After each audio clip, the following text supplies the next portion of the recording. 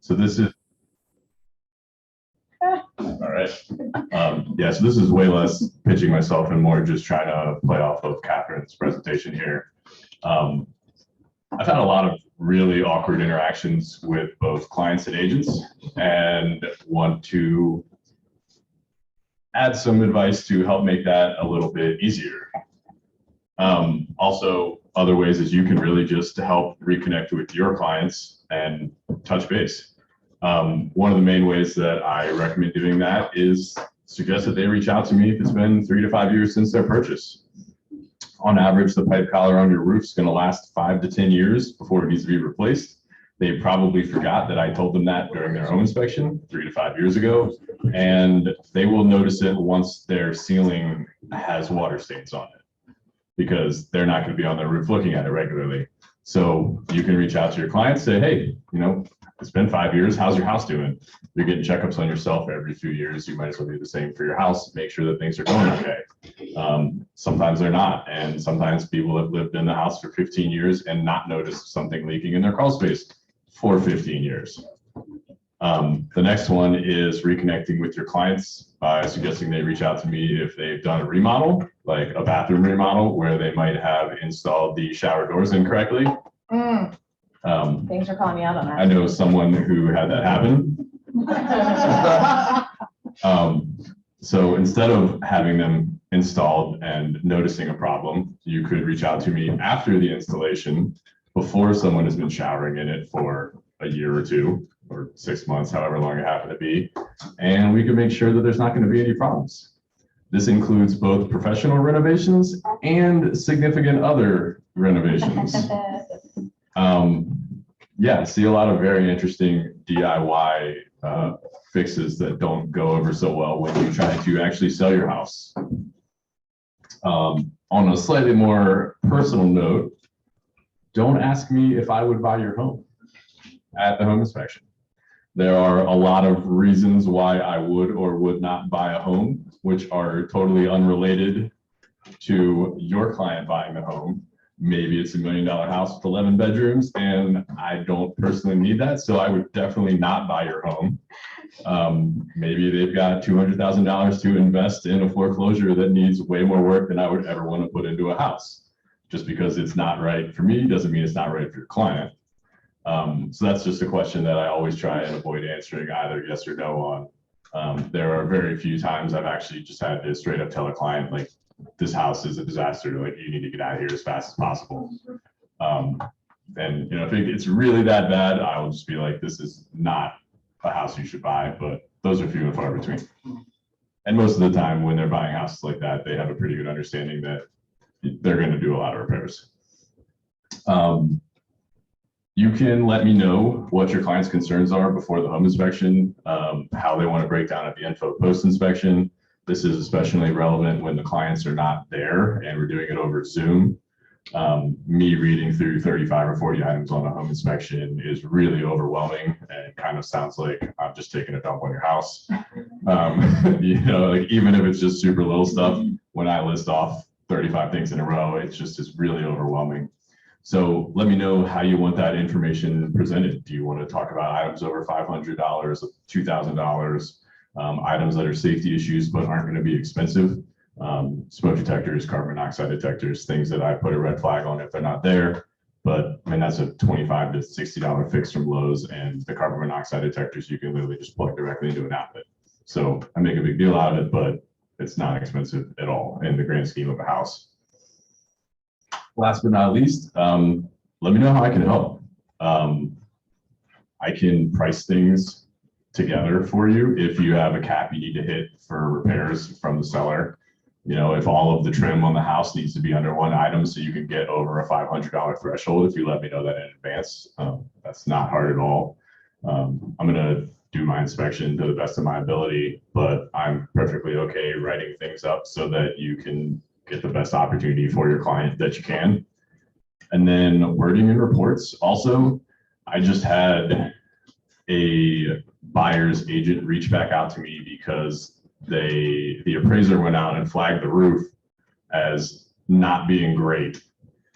And so when they were trying to get the loan, the info of not being great, the loan officer then decided, or the underwriter is like, well, that might not last for 2 years since it's quote unquote not great. Mm. So on my inspection report, I said that the roof was 10 to 20 years old. I generally assume that roofs are going to last 25 to 30, 30 being a little bit longer. So they just wanted to know that the roof was going to be good for 2 more years. So I could put that in the report if you let me know that in advance. I assume that this roof is going to last at least 5 years more, barring crazy weather circumstances, potentially 10 years more. If they just let me know, I could have put that in the report in advance. Problem solved, would have had to go back and forth. But just little stuff like that. And I'm very attentive to whatever anybody needs. You just let me know in advance and I can make it work. I mean, this is my company, small business. Just let me know what I can do to help. And I want to make life easier for my agents and my clients. Cool. This is my assistant of the year. This is Bear. He's a great assistant. Yeah, it's super cute. Also, sometimes he'll just sit there on a client's lap for home inspection for 3 hours. And they're as happy as they could be running through all the things at the end, and they don't care at all because they're busy petting my dog. It's hilarious. But yeah, if you need anything, give me a call, shoot me a text. I've also recently read through sellers' home inspections for clients. If you ever need a consult, just as people are looking into buying houses that have already had inspections done before they go on the market, you just want a second opinion on it. More than happy to help with that too. So that's all I got. Just really quick, do you have online scheduling? I don't, but you're more than welcome to just shoot me a text and I will pretty much respond unless I'm in a crawl space. Sometimes I'm in a crawl space. So I just wanted to give a shout out to Chris. He did an inspection for us recently, and his reports are really user friendly. Our TC loves them. Like, you can click on them and they give you recommendations for people to use, and they're very, very easy to read and user friendly. And this will be the one point in class where I encourage you to take out your phones. So you can save this information in your phone right now. You don't have your last name on here, so you want to tell them how to spell it? Yeah, I gave everybody a business card too. Oh, you got his business cards. Okay. I know that's better in your phone because that business card is going to get lost pretty quickly. And so we always love to play off each other. And so I'm going to throw out some extra tidbits to his bullet points. So when he's talking about, reconnecting with your client, from Ignite, we call that lead generation, right? And so this time of year, December, January is a great time to do like a text blast to all your clients where you're saying, hey, going into next year, do you have any big projects that you have in mind? Let me know if you want any contractor recommendations. Every single client gets a quick, easy touch from you.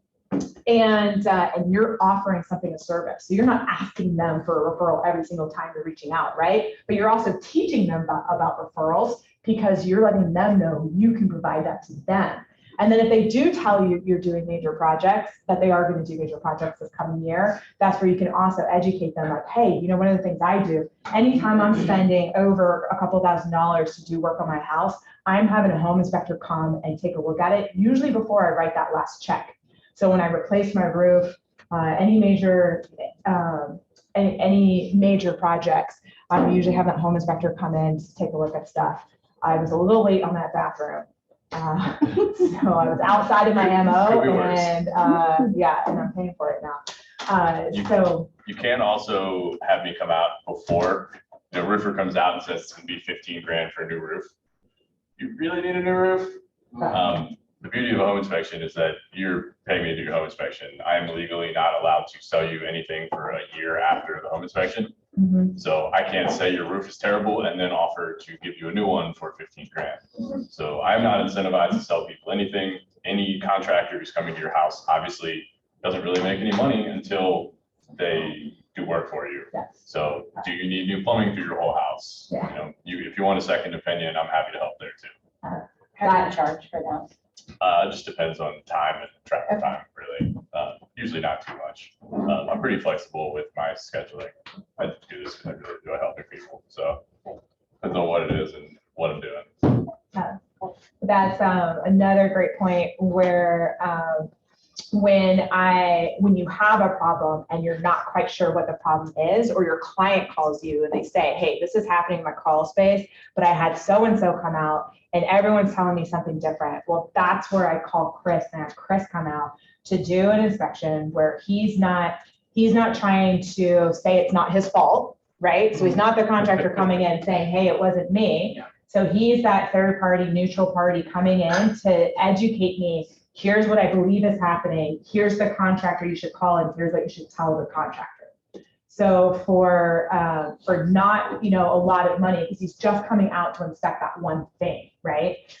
So I always found that a good use of my money, because I had a better understanding of what was happening, potentially saved my time from calling 3 wrong contractors. And I'm able to articulate a lot better, when I'm talking to those contractors. So that's part of what Chris and I wanted to share with you guys today, to add to the whole class, atmosphere, is that there's a lot more you can use these home inspectors for than just, under contract home inspection. And this is a service that you can bring to your clients because you're the one who's constantly educating them, connecting them to people who can help. And it is an awesome lead generation tool. I especially love doing it this time of year, going into their plans for the next year. Cool. Another thing I've done a lot of home inspections for is people inheriting houses. I had a guy who I did 2 of his home inspections. His parents passed and he inherited 2 houses, and he just wanted to see how they were doing. He wasn't planning on selling them, so there wasn't going to be an inspection. I was like, oh, it was great. My parents lived here, but I found a lot of things that need to be fixed sooner than later, or they're going to start causing major issues in the house. Yeah. So there's a lot of issues like that too, where people could potentially be acquiring other houses from families as they age. So. Any other questions for Chris before we let him go? Awesome. Thank you.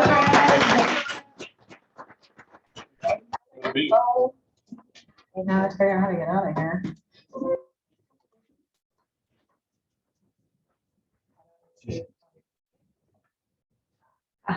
Okay. Thank you. And then, all right, we'll stay on the screen for a second. Well, welcome. Thank you for joining me. Thanks for being here. These are trees. Thanks for doing it. Yeah. All right, so we're going to start by letting you know my name is Catherine Ham. If anyone has to leave early or when we break at 2 o'clock, if you could please get on to kweval.com. If you guys want to pull that up on your phone right now and save it. My name is probably not going to be in the drop down because I'm not master faculty. So you're going to have to type in my name. So I spelled it for you. And this course is not a KW course. So we're just going to call it intake course. So if you could please put your feedback in there, super important. I think Patrice and I'm going to see it, so they'll be able to coach me from your feedback. Also, I need a certain amount of those testimonials in order to get into the next coaching, training the trainer class. So please do that for me. Quick schedule. So during this first hour, we're going to review that listing intake.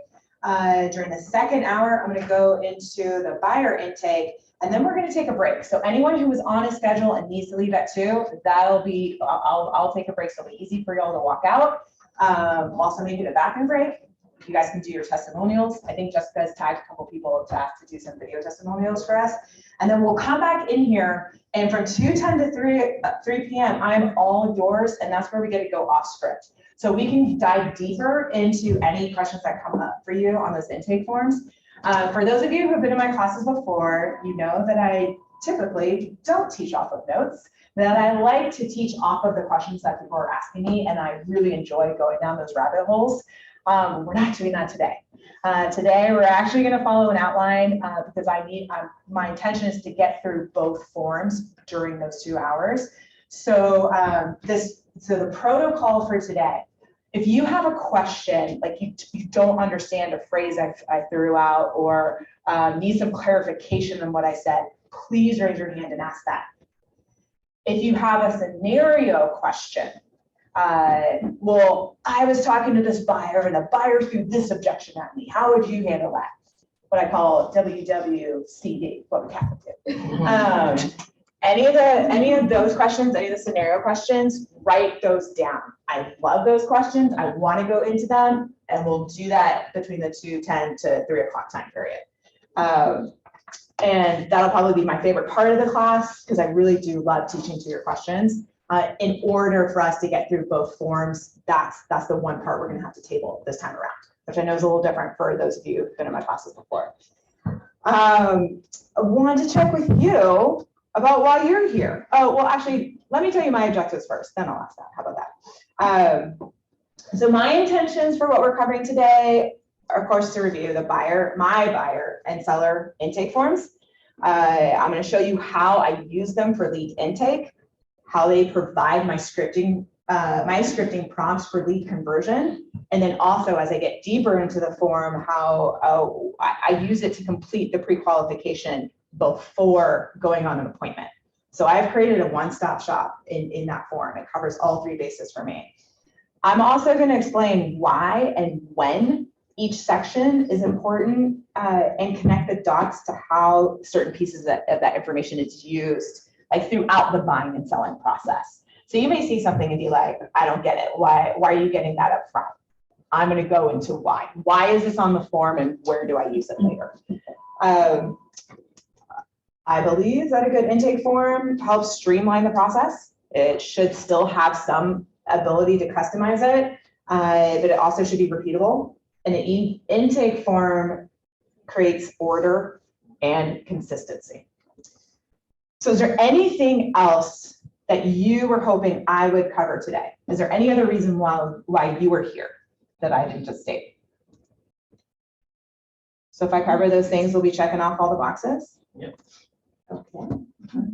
Yeah, I think the biggest thing, Catherine, because we keep talking about skills-based business, Mm-hmm. they've got to start nailing this, and Mhm. any fear of getting in front of people, they need to be knowledgeable so they know they can convert from an appointment and handle those objections going into the market we're going into. Okay, perfect. Yeah, and some of those, and that's where we'll dig a little deeper into that skills-based part from the 2 to 3 time period, because that's where you'll get to throw your scenarios at me. So where have you been stumped? Where are you struggling getting a buyer or seller lead to give you certain information? So we can go as deep into that as you want later. All right, so I already gave you the protocol. We're doing pretty well there. Is there another point I wanted to make about what we're covering? Just talking about, so Patrice mentioned the needs base. One of the reasons why this class I think is suddenly a lot more pertinent is because we are starting to see some price points shift out of that seller's market into a balanced market. I've even, for the first time in a couple of years, pulled some stats where it's showing me a property is falling into an actual buyer's market. Statistically, we're starting to see for the first time in years. So as the market's shifting, some of the things that we were able to get away with not doing the last couple of years, because things were moving so fast and the inventory was so low, some of these questions that you're going to see on here, if you've only been in the business for a couple of years, you're going to look at me and be like, I've never had to ask a buyer that. Well, I'm preparing you for the market we're going into, because when a buyer only has 3 homes that fall in their price range, it's really easy, to get through the inventory. When there's 50 homes that show up in their search that meet their criteria, that's when you're going to need the skills that come from the details that are in these intake forms. Does that make sense? Yeah. Cool. All right, so I'm going to start with the listing intake. Hey, Catherine. Yes. For people that don't know you. Yeah. I firmly believe I that skipped my you're really intro. good at, yeah. I skipped my intro. Hey, is this working, by the way? Yeah. Why are we listening to you? Why are you listening? Where's the part where I say who I am? Do you need me to tell you? I wrote a really nice Somebody speech. else needs to do it. My name is Catherine Aaron. Okay, so I've been in real estate since 2006. So that's going on 17 years for people who don't like math. I've been a solo agent. I've been a team of 2, a team of 3, up to 6.5 people, back down to 2. I fired myself as boss lady back in 2020, and I joined my current team, which is the Case of Richmond. And so part of the reason I'm sharing all those different iterations is because I like systems. And I built a system that I needed to organize my brain when I was a solo agent. And then I had to tweak it to work with an admin and then working with the buyer's agent and a showing assistant. And so multiple size teams. And so a good intake form should work, whether it's one person or 10, right? Cool. Is that a good reason to listen to me? Okay. You have 2 transactions here, too. Yeah. We're asking chat. Oh, Not because Please, and yeah. I guess I'm good with anything else too. So I, at my height with my mid-sized team, I think we did 73 deals or something. That was my biggest year. And then I didn't have the right people in the right places, and we started like scaling back from that because I was burnt out and couldn't keep it up. So now I'm doing consistently about 40 units, and 95% of my business comes from working by referral. So if that helps, put things in perspective too. At the time I was growing though, I grew my business off of open houses. I dabbled a little bit in with expireds and for sale by owners. That was a different market.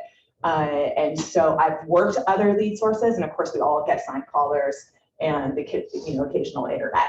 So my forms aren't completely geared towards that, but I was able, when I was doing expireds for 2 years, I just wrote in a few more details, from the different classes I took with scripting. I wrote in a little more of my scripting that would be based towards expireds, and I had my expired intake, but I built upon the one that is here. So whatever your main lead source is, you'll be able to sprinkle in what you think works best with that lead source. 95% of it is most likely going to stay the same. Is that helpful? Cool. All right, so the listing. So here's my seller intake form. So I'm going to start with super simple basics. And you see the name up here? The first thing I do, so I have my template saved. The first thing I do is I open that, make a copy, and I put seller last name, comma, first name, underscore, address, underscore, seller intake form. So every single seller intake form in my, in my docs, in my Google Docs, are all named that way. So anyone on my team searching for something, so we can search for a form by the seller's name, we can search for it by the address, we can search for it by seller intake. Now, when you first get a lead, you might not have the information, so I save it with whatever I know. It might just be lead underscore, seller intake form. I'm gathering the information in the phone call, and then I'm going back and I'm renaming it. I know I'm getting super basic, but it's like that basketball coach that talked about the first thing he does is he teaches his kids how to put his socks on and lace the LA coach, right? And lace their shoes correctly, because if they get a blister, then they're out of practice, right? All the small little basics help. It doesn't matter what you're doing when you're only working with 1 or 2 people, because those are the only files you have on your desktop, right? Once you get to the point where you've got multiple files working, then the uniformity matters across the board. So create your naming convention that makes sense to you. I'm going to explain why I do things a certain way. You may realize you're only doing part of it and you want to add to it. Okay, moving on. So big picture,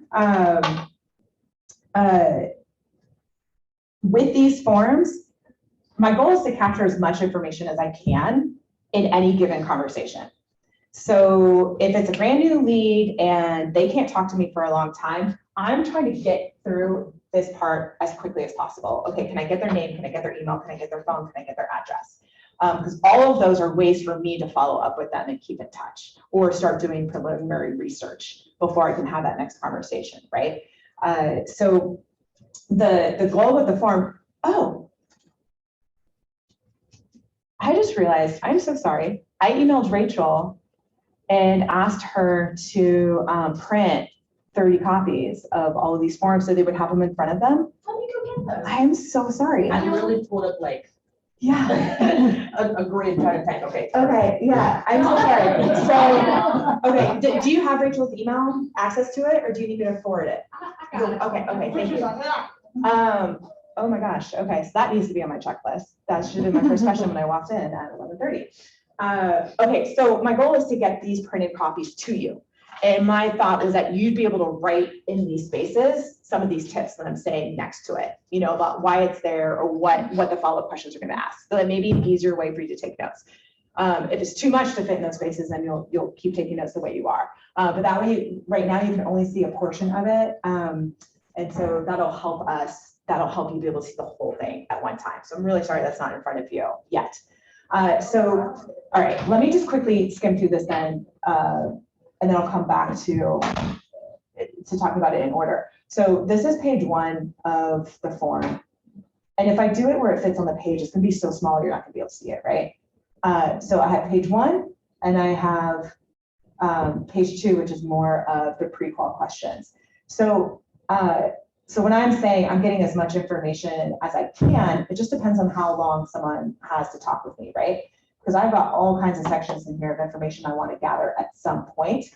And so the goal, with me creating a form that's a one-stop shop, it's anytime I get back on the phone with them, I can get back in and I'm trying to add more to it. So in the beginning, it's if I don't have much time, I want as much contact information as possible. If they're bringing something up, I'm going to be answering their question, and then I'm going to immediately follow up with the question.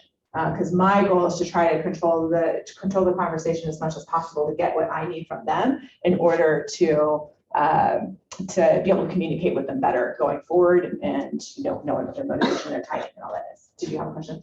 2 quick questions. On the very first part, the initial contact, when you say, so I get the idea of it being a referral fee, another agent, relocation assistance. What do you mean by that? Oh, good question. We're about to get into that. Okay, and then maybe want to wait until she comes to the phone. No, I can start going. What was your other question? And then my other one, you're using this form, the original contact. So you're in your office, you get a phone call or someone reaches out and you're jumping right into this form. Yeah. Or any type of buyer consultation or going into the process. This is just intake. Yeah. Yep. So, and there's a couple ways to do this. So I think when we first created these, I think it was for an iPad, whatever form that was. And then as we switched different systems, I think I converted them to Excel, and we've removed things and added things over time, right? And so if you look really closely, the formatting is not going to be great because you don't notice that when you're on your computer. You only notice it when you print it. And so there's 2 things. One is if I am at my computer and intentionally making calls or calling someone back, I can be organized, already have this up, already have it named, and be ready to go. If I pick up my phone on the fly and someone says they're interested, well, I had printed copies. I had a folder on my desk and I had a folder I always walk around with in my work bag. So if I'm in the car in between appointments and someone's like, oh, I wanted to ask you questions about selling my house, boom, I'm whipping out that form and I'm filling it out by hand. And the form, and so when you have your scripts memorized, when you have this all internalized, I can write on a paper napkin, still get the information I need, right? But eventually it's going into this form. So if I'm handwriting it somewhere else, the next time I'm back at my computer and doing my computer work, I'm getting it into this form because that's what creates the order and the consistency that will help you later.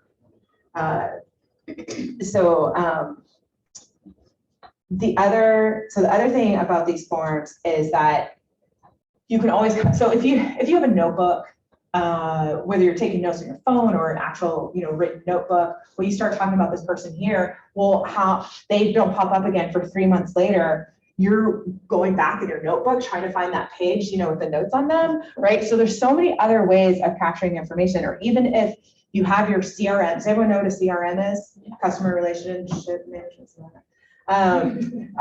So where your database is. So most people, oh, so sorry. And there is lunch in the kitchen if you want some. Okay. You guys have lunch like that? Yeah, we were arm wrestling and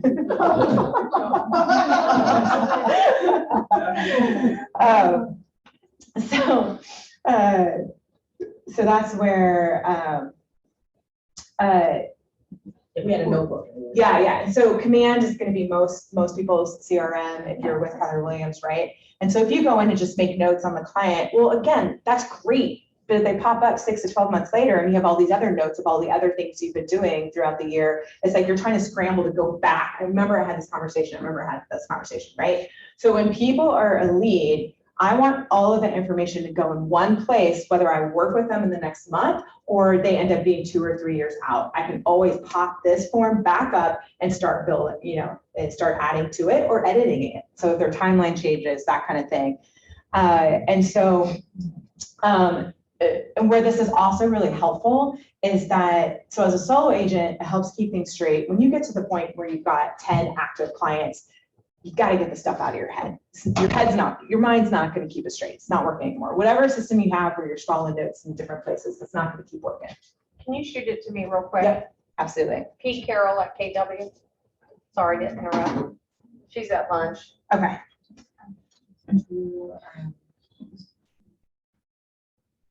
So I'll tell you a fun Catherine story while she's doing that. So we were in Bold last year our last Bold. And we had to do kind of like a 5-year plan for what we wanted our life to look like. And one of Catherine's, everybody else was talking about numbers and what they wanted to achieve. And Catherine said, I don't want to work. My goal is to be able to work so that I can take 3 months off in the summer and go all around the country. And she did. She did, y'all. She front loaded the first half of the year with enough production and had stuff lined up that she went away for 3 months. Talk about running your business to have a life by design. And so I think that's super cool. Thank you. That's my Catherine story. Oh, is that okay to tell? Systems help with that. Is that okay to tell? Yeah. I give it after the fact. It turned into 3.5. I'll be right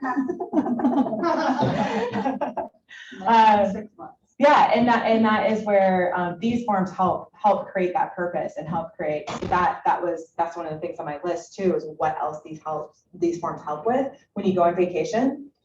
Instead of you spending 6 hours the day before typing up all your notes about what's happening with your different buyers and sellers, you just pull up your intake forms and hit them over like, hey, these 5 buyers are active. Here's everything you need to know about them. Here's the motivation. Here's the parameters for the houses they're looking. And then you've got, whatever quid pro quo or payment, ironed out with the person who's covering for you. This saves so much time going forward and allows you to work with other people. So even when you're a solo agent, there's still times when you need to be working with someone else. And this helps with that tremendously. So I think I already touched on this, but having everything in one place also helps when you're hiring your first admin, or if you're on a team where there already is an admin or a showing assistant or a buyer's agent, where it creates order. So anyone trying to find this information, if every agent has their own style, then the admin is trying to figure out each person's style and going to different places to find the information. If you get every agent doing it in a uniform way, anyone on the team can pick up someone's, I say pick up, because we used to do everything on paper, right? I know everything's virtual now, but you can grab someone's, buyer file and seller file and know exactly where to pop yourself in to get the information that you need and step in and help.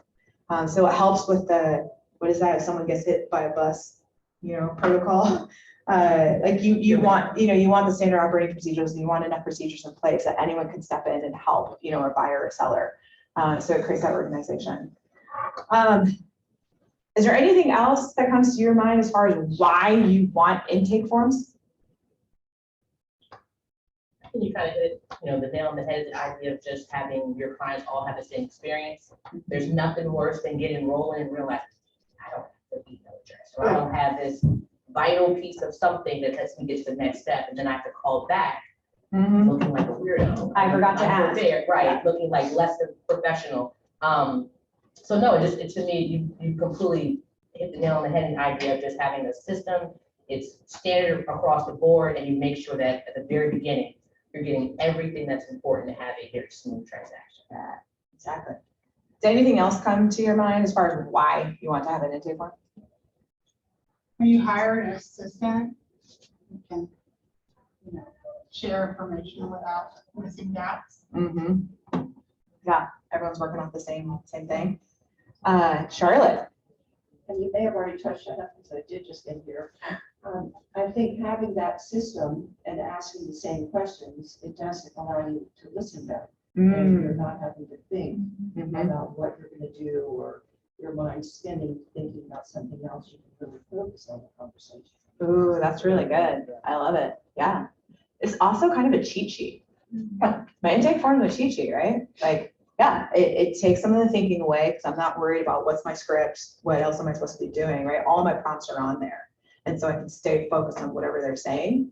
The other thing is when the intake forms are new to you, and someone starts talking out of turn, it's a little cumbersome in the beginning. That's why it's really nice to start with the paper, so you can have the visual in the writing. It interacts with your brain differently when you're in learning mode. And then once you've internalized it, it's really easy to do it online. So as soon as someone starts talking about a topic, I can visualize where it is in my form and skip over to page 2 and skip back to page 1. So as they're talking, I keep taking notes and I'm already putting it in the right place. So you'll see that with both the listing intake and the buyer intake, how easily that can happen, because they'll just bring stuff up in conversation. So I already mentioned the vacation coverage. So just kind of adds to what you were just saying. With the consistency, fair housing, right? If you have the same intake form for every single client, and you can show that this is what I use from the very first time that I start communicating with them, if there ever is an issue, and an RAR gives you a call, you can open up your files and say, you can see that everyone goes through the same process with me, right? So there's also a little bit of CYA. So everyone know what CYA means? Cover your assets. We get accused in KW of using way too many acronyms. I know that's not a KW acronym, but the more I say that, I've learned to just quickly check in, make sure you know what I'm spitting out there. All right, so to dive into the listing form, now we'll start to get into your questions. So starting at the top here, property address. When I put the address in here, it will automatically for me, I have an Excel spreadsheet. It automatically auto-populates onto page 2. And I actually have a third one that we're not going to go through class today, because that has to do with my listing consultation. So it automatically pops into the top of all 3 pages. So if I do print these, because sometimes I want them printed at an appointment versus being on my laptop at an appointment, it just depends on the client and situation. If the page gets dropped, I know exactly what it belongs to, right? So there's little things like that it just creates order. So it automatically populates, client name automatically populates, and the client name I put up here is the one they want to be called. So if it's Bobby goes up there. Down here, you'll see legal name. That's where Robert P. Smith Jr. will go in, right? All right, so for the initial contact, the date of first contact, a lot of times that's just for my reference. If someone disappears and comes back, it's just really nice for me to be like, when was I first talking to them? And did I drop the ball or did they, right? So they just disappeared. So referral source, name and type, or that's like lead source and type. So that would be like, was this an expired listing that you're going after? Was it a signed caller? Was it from your sphere, SOI, your sphere of influence? Was it a referral from your sphere of influence? That's one of the things that you'll learn that KW wants you tracking, or any real estate coach wants you tracking where your leads are coming from. And that's one thing that you'll use going into business planning, right? And so right here on the form, I'm immediately identify, stop hitting that. I need to identify where it's coming from. Now, if it was a referral from my sphere, then that's where I'm going to make sure I'm labeling the referral person as a VIP, where they're going to get special invitations and going to get a thank you note and that kind of thing. So the referral fee percentage or relocation assistance, that is just, again, I want at the top of the form. So whether I'm my own admin or I have an admin, they need to know if referral fees are going to be owed on this client. And so is there a 25% referral fee to an agent? Is this a relocation company and we're going to have to pay like 35 or 45 or something like that? You want that at the very top because that impacts when you're doing your paperwork with the office and the paperwork you may need from that agent, et cetera, right? So these are not things I'm asking the client. These are things for me to fill in there, right? So when I've got a lead intake, this section is where I'm first really focused on is how much contact information can I get and how quickly can I get it? And so if they're asking me questions, sometimes I'm stalling answering their question, and then I ask something, or sometimes I'm answering it and then immediately following up with a question. And so we can get more into that scripting during the third hour for anyone who wants to hear more of that. And then, all right. So I promised you I'd go into the whys. Can anyone think of why I want to collect their legal name and have it on a form? Say it again. That's what they're signing as. That's how they're going to sign it as. Yep, exactly. Yep. And so that's the name that's going to go. So I want Bob up here. So when I call him by the right name, right? Like he goes by Bob. I want to have, but then the legal name, because if I'm preparing myself and pre-qualifying them for a listing appointment, well, I'm going to be drafting up some documents for them to sign. And so I want their legal name that's in there. And, or if I'm pulling up the tax records, I can cross-reference that. Now, if I know who I'm calling, and I already know their address, I'm going to go into the tax records and I'm going to pull that information and go ahead and fill that out. And then I'm just verifying it with them. So now I'm coming across as professional. I did some work before I called them, and it's also speeding it up where I'm like, yeah, that's correct. I'm moving on to the next thing. So just how much information you have before you call them, it all depends on the situation, right? But if I'm able to fill some of it out, then I verify, and that speeds things along. So current mailing address. I know we have property address up here, right? I have current mailing address because it could be different. If someone's calling me because they want to list their investment property, their mailing address is going to be a different address. Now, again, if I knew about them beforehand, I might have already been able, I either already had it in my sphere, in my database, or I was able to look it up in the tax records. So it's possible I've already found it, but if I don't know it, this is that prompt to confirm what property are they selling and do they have a different mailing address? Well, I want that address because I want as a complete database, contact card as possible. And then you see how I've asked this question, are they on the deed? Can anyone think about why that's important? Who else needs to be allowed to sell it? Yeah. Here, we can see that where I have the second client too. And for the second client name, we got the same thing, and are they on the deed? And I even created a third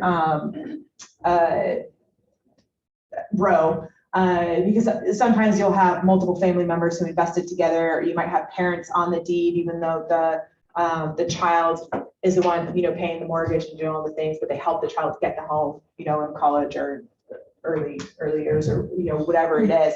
So you may not talk to some of these people throughout the entire process. They might be like silent investors, right? You need to know every name that needs to be involved, that needs to be signing paperwork. And so that's why I'm always asking who's on the deed. And again, you might not have, maybe you're asking them, or you're looking at the tax records and confirming, I see 3 names on there. So you may need to go back to them and say, hey, I see this third name, what is that? Sometimes you're talking to a widow, and so the other name may still show up on the public tax records. They may or may not have actually already gotten them off the deed. The records that we have access to aren't always updated. It can take months to update what's already been done. So there's certain things like that. You'll also, when you go into the tax records, you may see that something's in a trust.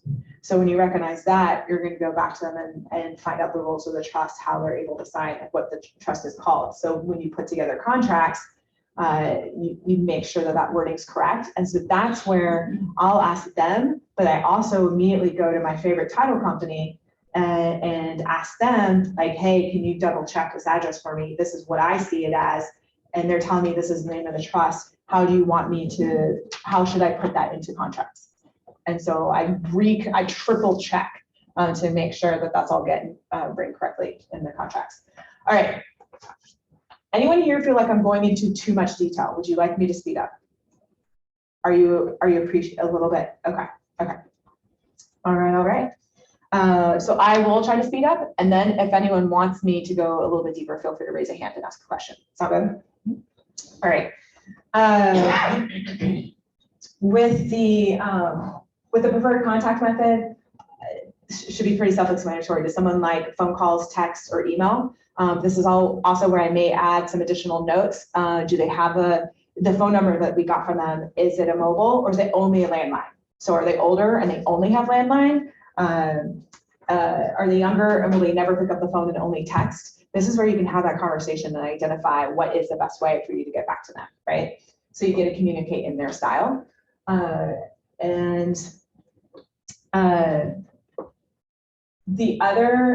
This last little section here, the client's legal names, the other thing that I'll kind of use that as a catch-all is if they mention their children's names or dogs' names or anything like that, I'm quickly just adding notes there because that's something that I'll add to the database because that's a personal, little personal touch when you call back and you can ask about their kids by name or ask about their dogs or pets by name, right?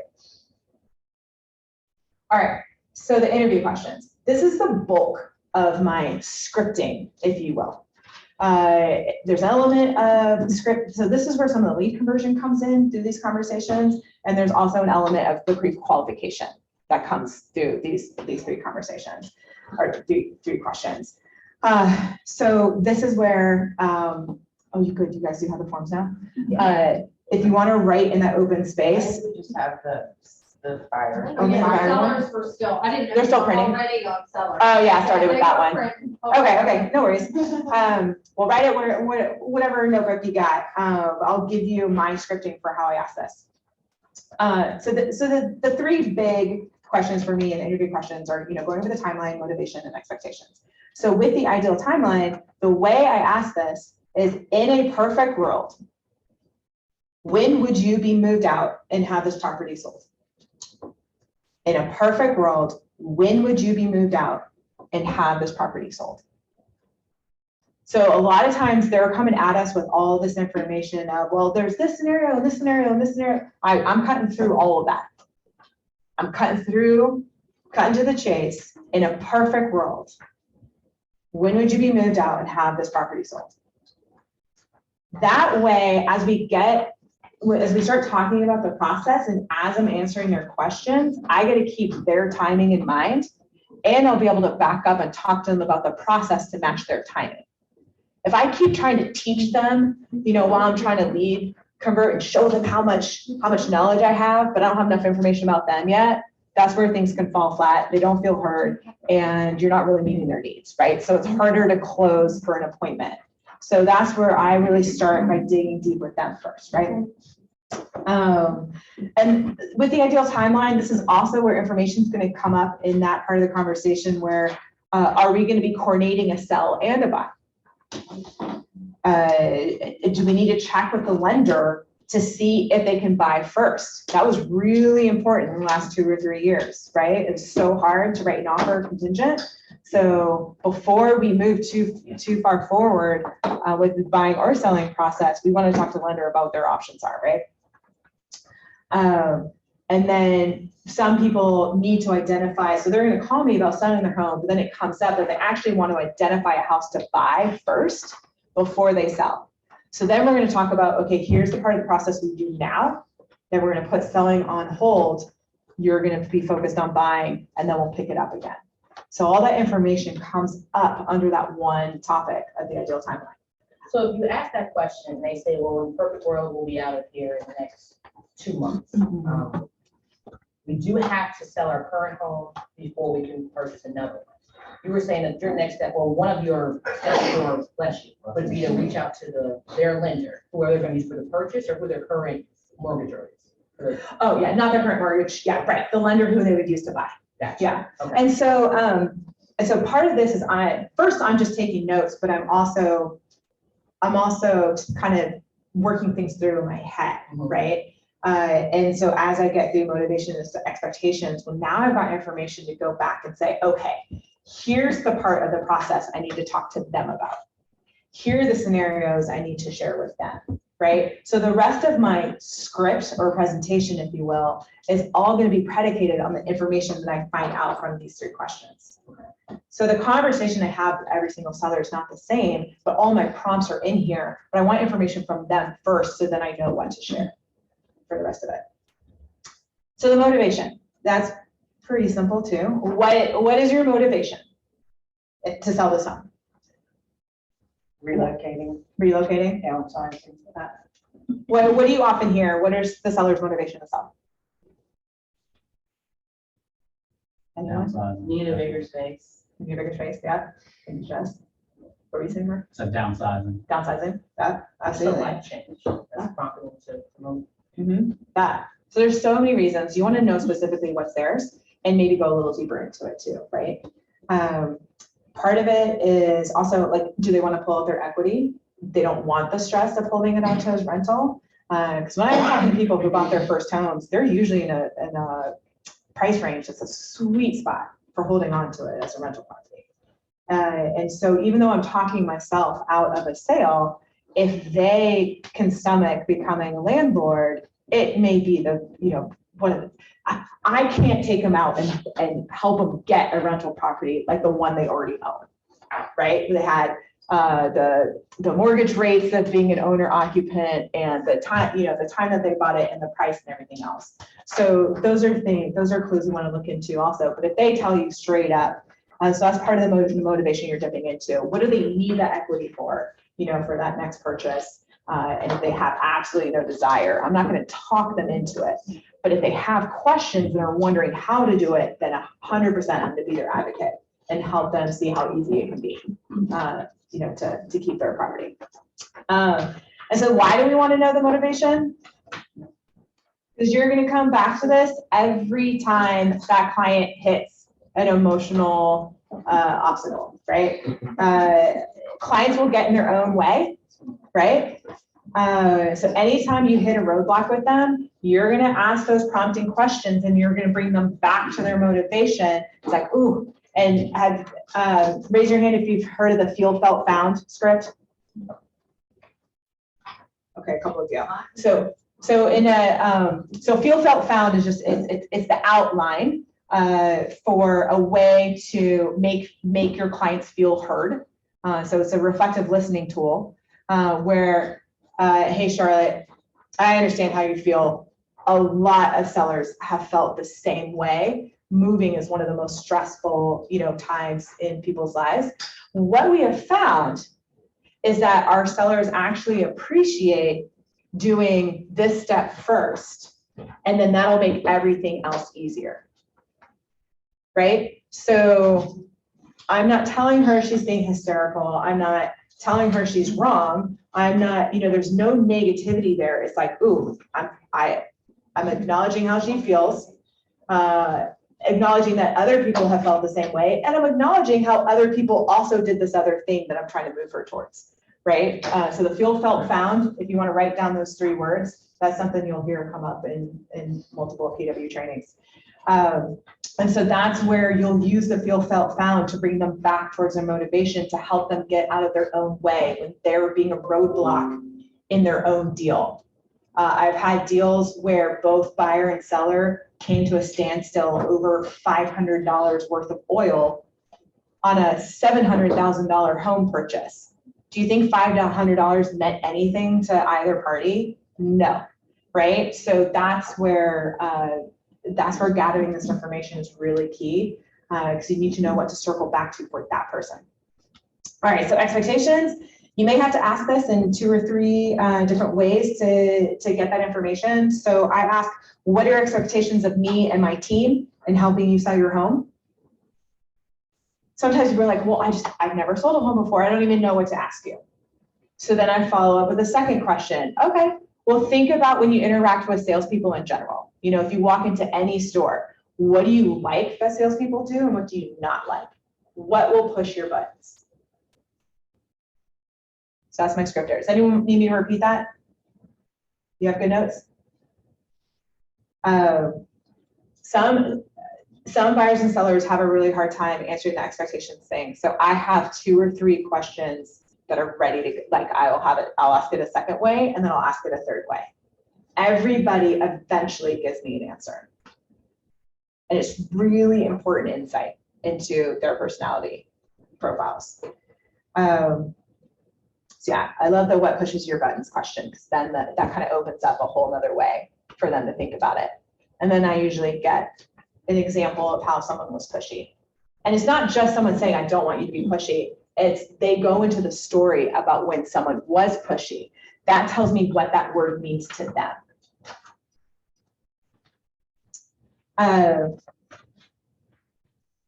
So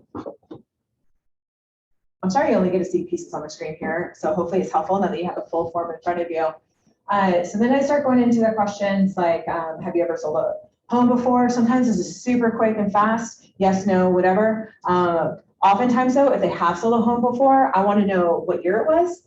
So what expectations of the market are they coming into this conversation with, right? When we go into a buyer's market and their experience was in the seller's market, well, now I need to tell them, I'm going to use statistics and everything else in my presentation to show them how it's different and start shifting their expectations for the whole process, right? So it's really helpful to know when they sold, how long ago it was, how many times they've sold property, because some things I'm going to go a lot faster through then, or some things I'm going to go a little deeper into because I need to undo what they're thinking, going into it.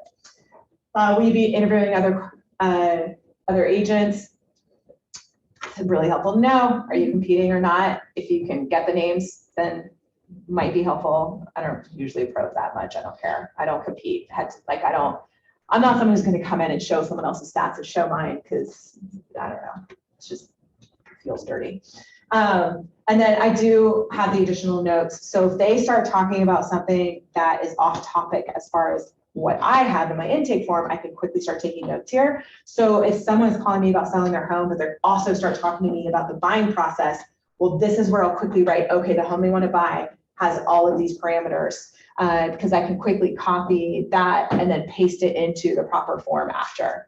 Or I'm going to copy that, put it in an email, send it to my buyer agent, and tell them, here's the information I have so far to get you started when you call to do your buyer pre-qual or needs analysis or intake or whatever you want to call it.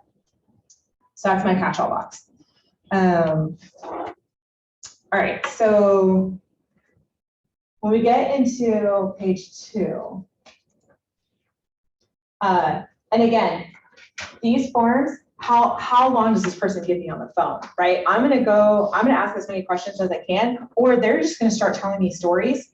And as they give me information, I'm popping around my form to fill in that information.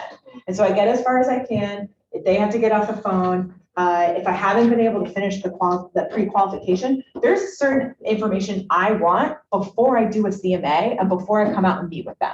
So I'm going to let them know that's the next step. Anytime you're getting off the phone with a client, you want to be communicating what the next step is. It's like, oh, great, thank you so much. I know you only had 5 minutes for me today.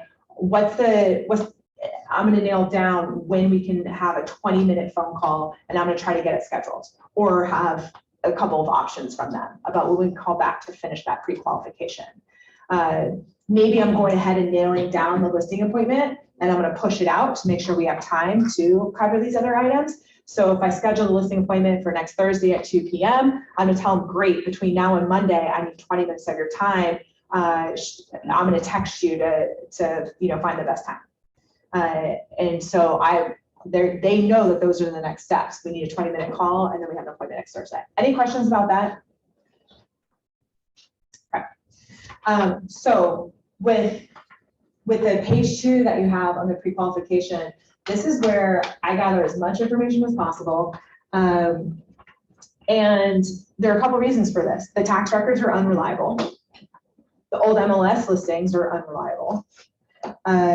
You don't know if any updates have been made to the home. So if you go pull comps for a house the way it looked when they bought it 10 years ago, and are going off of those pictures, and they fully renovated their kitchen and bathrooms, it's going to be completely off, right? So you need to gather as much detail as possible what they've done to a home. With the property type, so this is something, so almost every category on here I've added because of something that went wrong. right? So I'm trying to keep you from making those mistakes. So I pulled up the tax records and it made it look like it was a one-level home. It was a tri-level. So I comped out a house as if it was a one-level ranch. Well, the square footage for a tri-level is a lot less than the square footage of a ranch. So I showed up, I hadn't driven past Google, but there weren't photos online, there wasn't an old listing. Tax records told me it was a ranch and I comped it off a ranch, right? So guess what? It's in my intake form now. So I'm not going to rely on the tax records. And I want to ask them, what style is your home? Is it one level, split level, colonial, cape? Because all of those get comped differently. Quick specs, how many bedrooms, bathrooms, square footage, stored? Do you do your CMA before you step foot in the property? Oh, yeah. Yeah. I do, and yes, I do. I do a low, mid, high end of the range. So when I do the quick tour with the seller, I can sit down with them and be like, wow, your renovation is absolutely gorgeous. I was comping you from the mid range. So when I pull out my pricing pyramid, I just cross through the bottom number. I'm like, you are between here and here. So I can easily adjust it on the fly. And for newer agents, that may be more difficult because there's a lot more things I can pick up on, right? From pictures and stuff from being in and out of so many homes. For a newer agent, it's perfectly okay to schedule a walkthrough with them. You could complete the intake in that face-to-face meeting. So you can build rapport, you can ask these very professional questions and collect this good information from them in person, and it gets you in the door. And then you say, great, thank you for all this information. Thank you for letting me see your beautiful home. I'm going to go back and do a detailed comparative market analysis and then schedule that second listing appointment. So you can take your listing appointment and break it in two. That is perfectly acceptable. Great question, Jess. Thank you. So with the quick specs, part of the reason I have these things broken out in the different categories is these tend to be the main search criteria. And again, so even if I've looked things up in the tax records, I'm going to verify everything with them. How many tax records in Zillow says 3 bathrooms when it's only 2.5? Right? They're counting, yeah. Or it might be in the city, it might be 1 full bathroom, a half bath on the first floor, and a toilet in the basement. Yeah. And they're telling you it's a 3-bathroom home, right? So I'm always going to verify that with the sellers. I want them to tell me where the bathrooms are located and what kind of bathrooms they are. Because there's a full bath on the first floor and a full bath on the second, full bath on the second floor, but then the second full bath is on the first floor, but there's no bedrooms down there. It's not as valuable as having 2 on the second floor, right? So that is why all of these are here as a reminder to me to verify and not rely on the information that's online. So I have the subdivision and school district grayed out on your form because I'm not asking the seller that. That is for me. Again, remember how I want all my information in one place. So there's the things I'm asking the seller, and then there's the information I'm plugging in. And the reason I want to capture it here is to make everything quicker for me later. So when I'm pulling up their property, that's when I see what the subdivision is. You have to do the search yourself, go into the county or city school locator and pull it up. Do not rely on past MLS listings or the neighborhood MLS listings. Verify for yourself. Some subdivisions are split. And so even if they tell me the school district, I might quickly make note, but I'm going to make note that it came from them, and I'm still going to go back and verify. Because a lot of districts changed over the last couple of years. And the reason I'm putting it on this form is I'm doing comps right now because I'm meeting with them in the next couple of days, but then they don't list right away. Well, guess what? I'm pulling comps again 6 months later. Well, now I have to go pull this up, figure out what the subdivision is. I can't remember the schools, right? So that is when I do the comps the one time, all the information is going in here. So no matter how many times I have to go pull comps for them again, if they're 6 months out or it gets pushed a year or 2, all I have to do is pull up this one form. Boom, I have everything I need to do my CMA, and I'm hitting the ground running. Does that make sense? Does it make sense why I have this here? So when it comes to the quick specs, so I know you're going to have the initial conversation. Ideally, we'll be able to get through both pages and get all the details, right? And build rapport and all that. Then we have a physical in-house visit. We're getting paperwork signed, talking about the next steps. Yeah. On the specifically on the quick specs, You were talking earlier about the idea of bathrooms, and it makes a big difference, Yeah. you know, how they Yeah. flow. Do you go, like, kind of deep dive with them into those specs? Like, so where is the bathroom? What floor is this on? Do you get into all of that? Or Yeah. is that an in-home thing? No, absolutely. Okay. So, yeah, because I want to know before I pull pumps. Gotcha. So I may start with a more open-ended question, right? Oh, tell me a little bit about your home.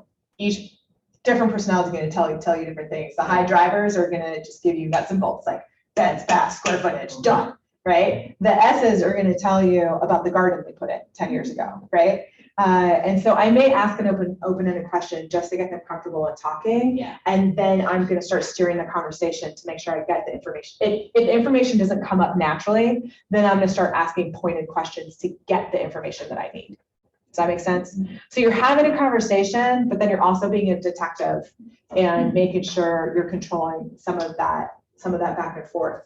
And you just said something that was perfect. You also are kind of assessing the personality, like how Oh, they yeah. answer your questions. Yes. Let you know Yeah. how, that's great. Yeah, exactly. There's clues that come up throughout these conversations and these questions that'll show you what their personality is. And then I tailor, I need to stop talking my hands. Get in the mic. So then I tailor my responses to match the personality that they're showing me, right? When I can tell I have a driver, I know I need to start skipping through some things. Yeah, Oftentimes though, one driver is not paired with another. sure. So I know, okay, this is all I'm gonna get from the driver in this phone call. Great, can you give me your wife's information or your husband's information? And I'm gonna call them and they're gonna tell me everything else I need. Okay.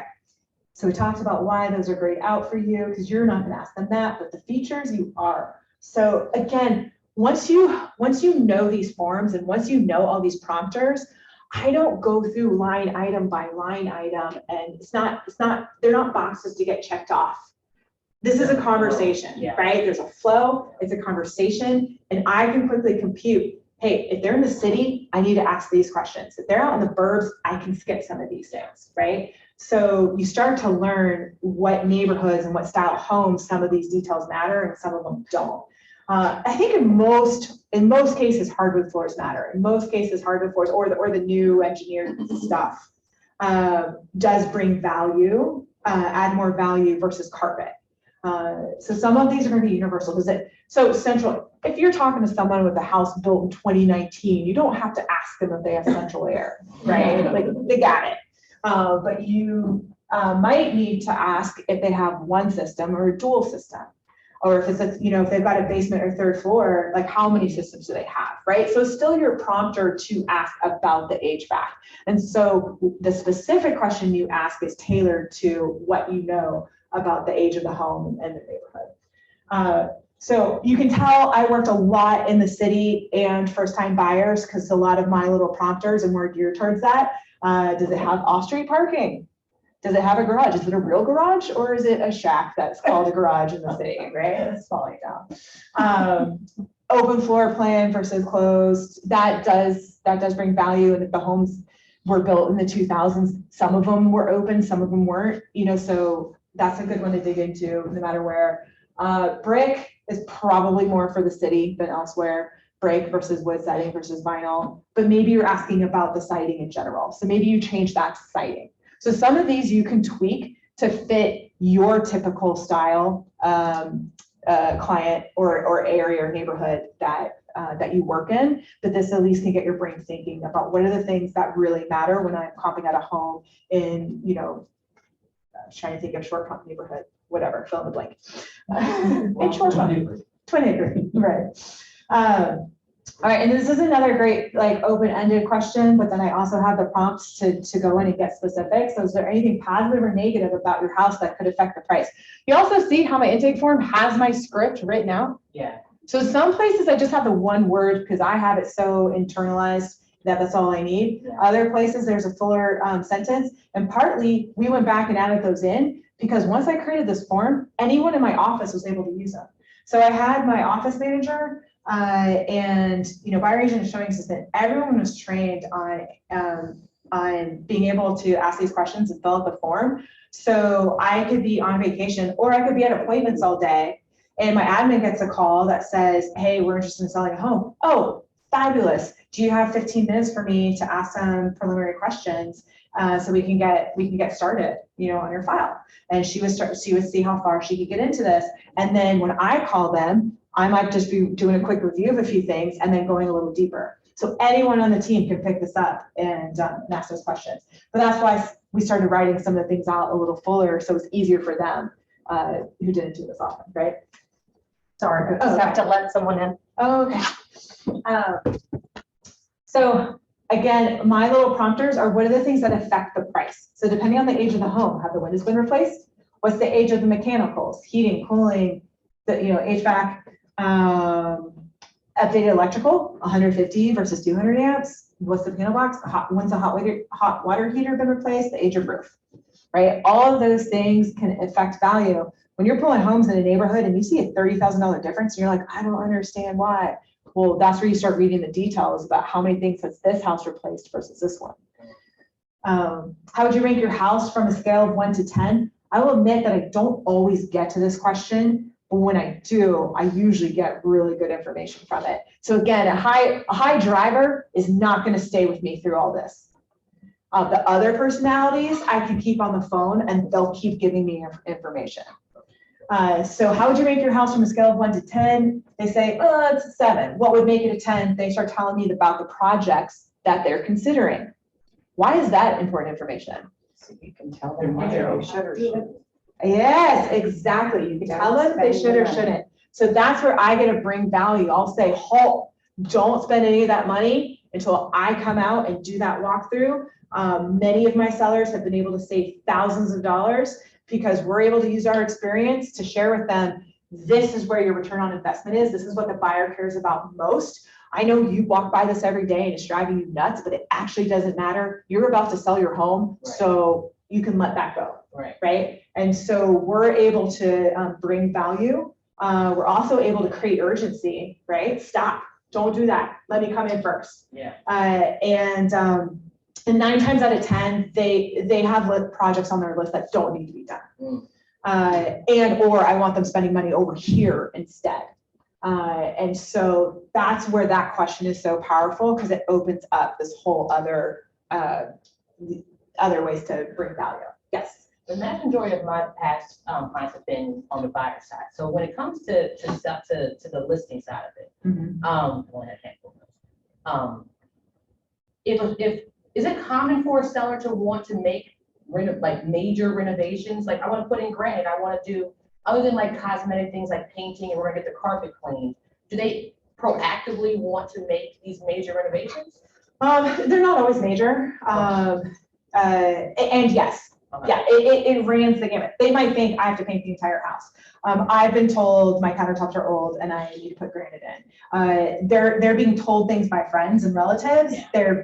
They're thinking that something's right because they watch the HGTV a lot, yes. Right? Or something's just been annoying them and they want to do it. I'm like, well, that would be awesome if you're going to be here for 5 more years, but you're not going to be able to enjoy it, right? So yeah, so it runs the gamut of what they come up with. This renovation, and all of a sudden now I have $30,000 more.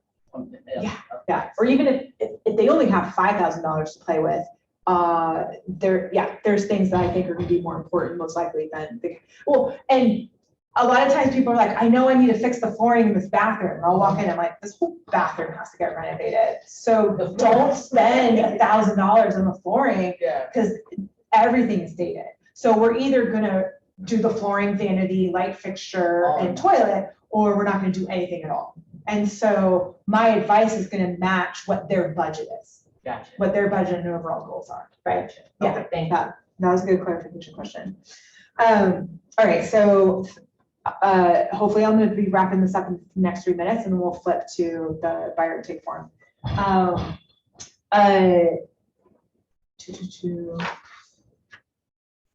yeah, okay, so that's where I am. So the questions for the stager, I also grade that out because I'm not actually asking them. Things come up in the conversation. So when they mention the projects that they want to do, some of those things I have an obvious opinion on. Other things I'm making note to myself. Here's the questions I'm going to ask the stager. So I'm going to tell them, yes, you need to paint the kitchen. But then in my questions to the stager is what color should the kitchen be painted, right? I don't have to be the expert at all things. I have people for those things. And I tell them that up front. I'm like, I'm your ROI girl. I'm the return on investment. I'm going to tell you the best use of your money. And then I'm going to pull in the expert who gets to tell you more specifically how to make it pretty, right? All right, so who do you think the likely buyer will be of your property? Again, you're not going to get to this question with the high driver, but almost every, the high, for people who know the disc, the social person, the high I, the S person, the caring person, and the C, the detailed person, they will most likely be willing to go into information here. And the reason I'm asking this question is, one, they have insight on what's happening in their neighborhood. So is it a neighborhood where they and all their neighbors raise their kids and they're all aging out and moving on, and it's 20-somethings, early 30-somethings that are buying in? Or are they in a neighborhood where it's mostly empty nesters who are coming because they're an older neighborhood that's near the brand new neighborhoods, and so they can be close to the grandkids, right? They're going to have insight on what's happening in their neighborhood, and they're going to have opinions too. So that helps me when I come in for my listing appointment. I don't keep talking about marketing to a segment they don't think matters. So I'm going to pull their information into when I'm talking about the process, when I'm talking about the marketing. So one, they feel heard, and two, they feel like we're on target. Does that make sense? Absolutely. So am I doing a good job of explaining why we're asking the questions? Yes. Is that helping? Okay. And then of course the financial, this is an absolute must have. So if I have a D, if I have a high driver, I may be skipping some of these questions in that initial phone call, because this is what I have to have in order to do the net sheet before I come out to the listing consultation. So for someone who needs to build more rapport, I need to get them talking about their house, and they need to feel good before I start talking about numbers. A high driver, they're going to be pushing me through. And so that's where I know I can skip through some of those sections. I'm going to say, hey, this is what I need for us to meet on Friday. So what do you think are the bare minimums you have to, like, I'm just doing this in between my lunch breaks. I have 5 minutes for you, Felicia. Hurry it up. What are my have to get things? Besides, of course, the contact info. Yeah, contact info, the 3 big questions, ideally I would still get into. So, okay, for the 3 big questions, I would do the timeline. I would do the motivation. They're going to give quick answers if they're a high driver. Yep. And then I can hold off on the expectations. That can be a future phone call or in person at the listing consult. Gotcha. I'd like to get an answer before showing up, because something may come up in those expectations. Yeah. So it's still a good pre-qualification. But if it's that initial phone call, timeline and motivation are huge, because everything else is predicated for that. And then I might skip to the financials. And then everything else, I'd still, whether it's them or the partner spouse, would want to circle back and see if someone can answer those questions for me before the consult. The initial conversation, those would be the 3 that I would hone in on. And so so not everyone, part of the reason I have it worded in 2 different ways is not all consumers understand our language or understand the financial language, right? So if I say, what's your payoff amount? They don't always know what that phrase is, which is why I have it written in 2 different ways. So how much do you owe on this property? What is your mortgage payoff amount? So one of those is going to trigger in their brain what that means. And so they know, oh, I can just pull up my mortgage statement and tell you, what the payoff amount is on there. We know that's not the final number, so I always round up. And then the question, they have a second lien or mortgage. It's not as common today. That was much more of a thing about 10 years ago. However, with the interest rate so low, there may be more people who have pulled out equity lines. So it's still a really good thing to ask. And when you ask how much do you owe on the property, that doesn't always set it off in their mind that their equity line is part of that. So you have to give little prompts, because they don't work in this every day, right? So that's going to be your follow-up question. And then, are your payments current? I could probably grade that out. I don't ask every client that. That was you have to understand, we created these forms like 12 years ago, right? So it's at the bottom of the market. after it crashed, and that was a much more common occurrence there. But if someone just bought in 2021 and you're going to list their home in 2023, you may want to, some of those short sale questions may become more of a thing again. So our payment is current. I most likely don't ask that unless something else came up in the motivation. We lost our job. We had this, they give me 2 or 3 hardships. I'm going to softly double check. Hey, just checking, are your payments current? That could have impact on our timing, right? But you're not going to have to ask that every single time. So if you want to circle that and make a note, but that's not an automatic question, right? What listing number do you have in mind? So I also wrote some other ways to ask this on here, right? Have you been watching the market? Have you been keeping an eye on your neighborhood? What does your gut say the price should be? And then be quiet. Let them answer. Every now and then I will say about 80% of the sellers are going to give me their answer. Oh, I've been watching. Well, I saw this neighbor sold for 400, but I know they had this, that, and we don't, right? Or I saw this on Zillow, or I saw this in my tax assessment. Whatever they're telling me, I'm making notes, because at this point, that's the only information I know that they have in their head, right? 10 to 20% of the sellers are going to be a little difficult, and they're going to say, well, that's why I'm calling you, Catherine. Or I don't want to tell you ahead of time. I want to see what number you have in mind. So they're throwing up an obstacle. Yeah. I'll say 19 out of those 20, I can get them to answer when I ask a second or a third time. So what I do is I explain to them like, oh, absolutely. I'm going to do a comparative market analysis, and I'm not showing up with a magic number. I'm going to show up with the fair market value range, and I'm going to show you how we got there. So you're going to see exactly what went into, the data that makes, that goes into that range. And so the number you give me today isn't going to have any bearing on that. It's just really helpful to know what your expectations are, because that helps us know like how to present that information to you. And so normally they'll back down and then they'll give some number at that point. When they know like, hey, you're not going to give me a number, I'm going to show up and give you your number right back, right? That's not how this works. I'm giving you a range.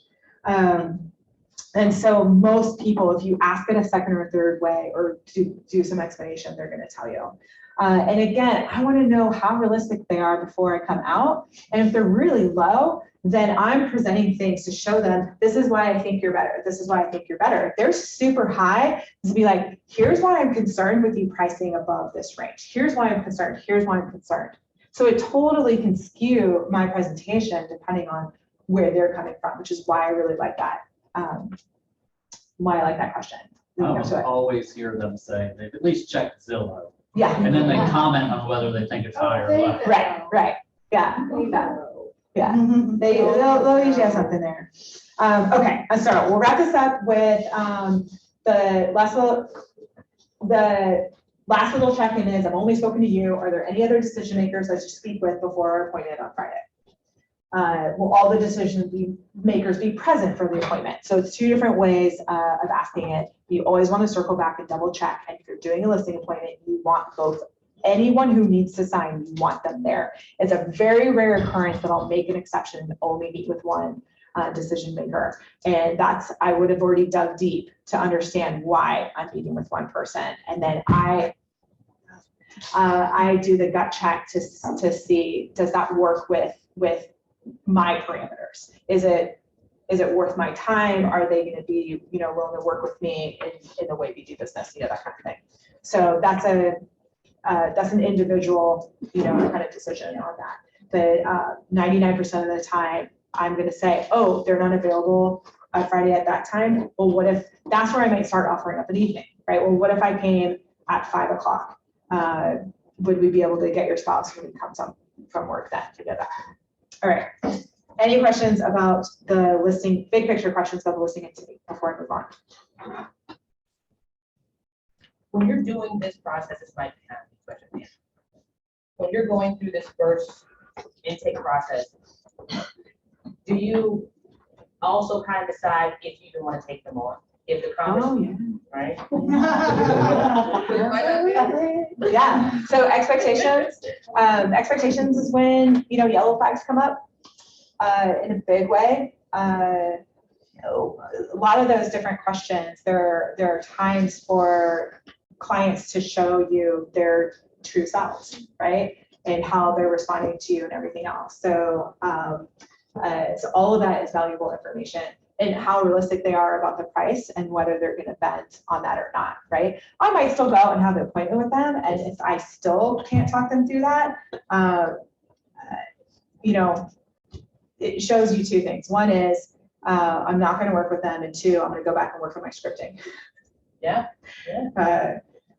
So they threw up more objections than I could handle. They were not on the same page with me at the end of the day, but I'm not going to move forward and work with someone if we can't get on the same page. And some of it may be their personality, some of it may be because my skills aren't sharp enough to handle what objections they threw at me yet. And It could be an ethics integrity thing Yeah. too. Mhm. Because you called me one time, you left a listing appointment and you said, I am not gonna work with this person. Mhm. And you walked away from that and found somebody else, and you got the referral. But yes, it's your business. You never have to work with someone that has strong opinions that you take issue with. Some of my listing clients contact me like way in advance Yes. of them actually doing something. Yeah. Speak to how you might alter your process if somebody's like 6 months or more out from actually doing anything. So part of it depends on what their goals are, and what their questions are. So I also will meet with some of my folks a year, 2 or 3 out.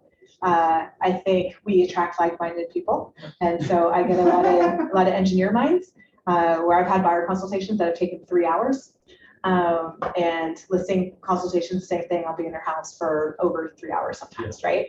And they're a year away. So there are people who like to have that project plan, and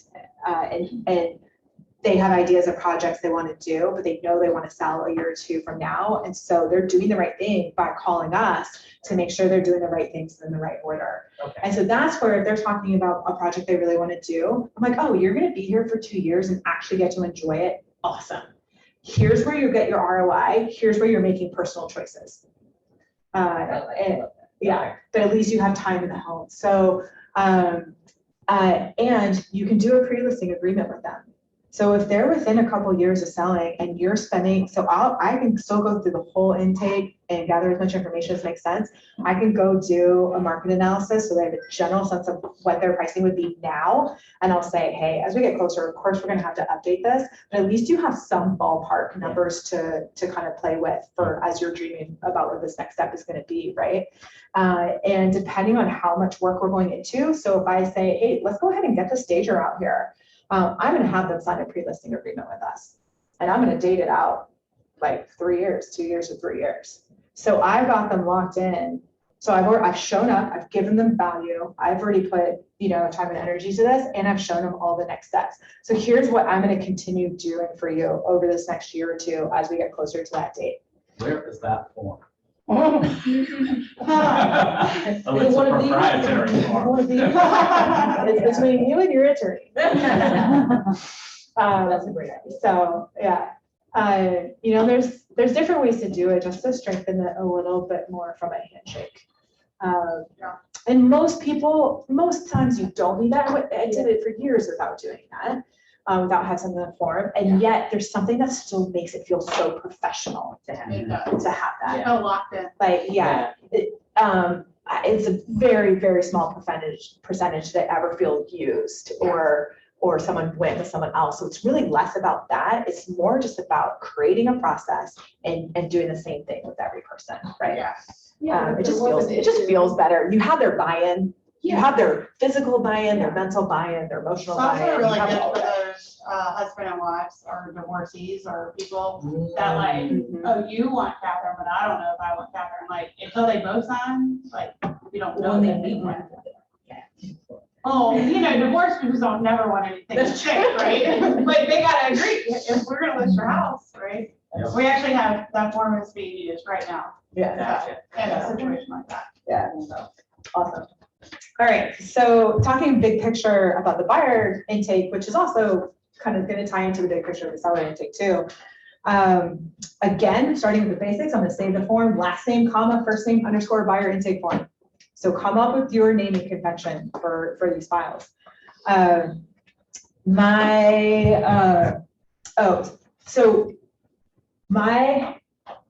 This whole form to me is my outline for my script, if you will. Anyone who's familiar with Brian Buffini, I think he's the one who coined the term the dance. So there's scripting called the dance. And that's how I feel this whole lead intake, buyer intake, lead conversion, it all falls into the dance. So when a sign caller internet lead asks you a question about a property, you're like, oh, that Rosalie property has gotten so much attention. That's a great one. Well, give me a second to pull it up on my laptop. And so while I have you on the phone, what is the best email address for you? Well, what's the price on that? Well, hang on, my computer's still loading. The number that you called me from, is that your cell phone? Right? So there's a dance there. They're calling me for information and I'm seeing how much I can get from them. And so of course I'm starting with that contact information because that's my way to get circled back to them. Oh, okay, so Rosalie just popped up. So we've got it listed at $365,000. Is that the price range that you're looking at? What is your ideal price? So they're going to ask me a question. Eventually, I'm going to give them the answer and then immediately follow up with a question. What's your ideal price range? So if it's 365 and they're capped off at 3, they'll be like, oh, okay, thanks, bye, right? They're ready to hang up with you because they got the information you need. So I need to give them a question that they want to answer, before they get off the phone.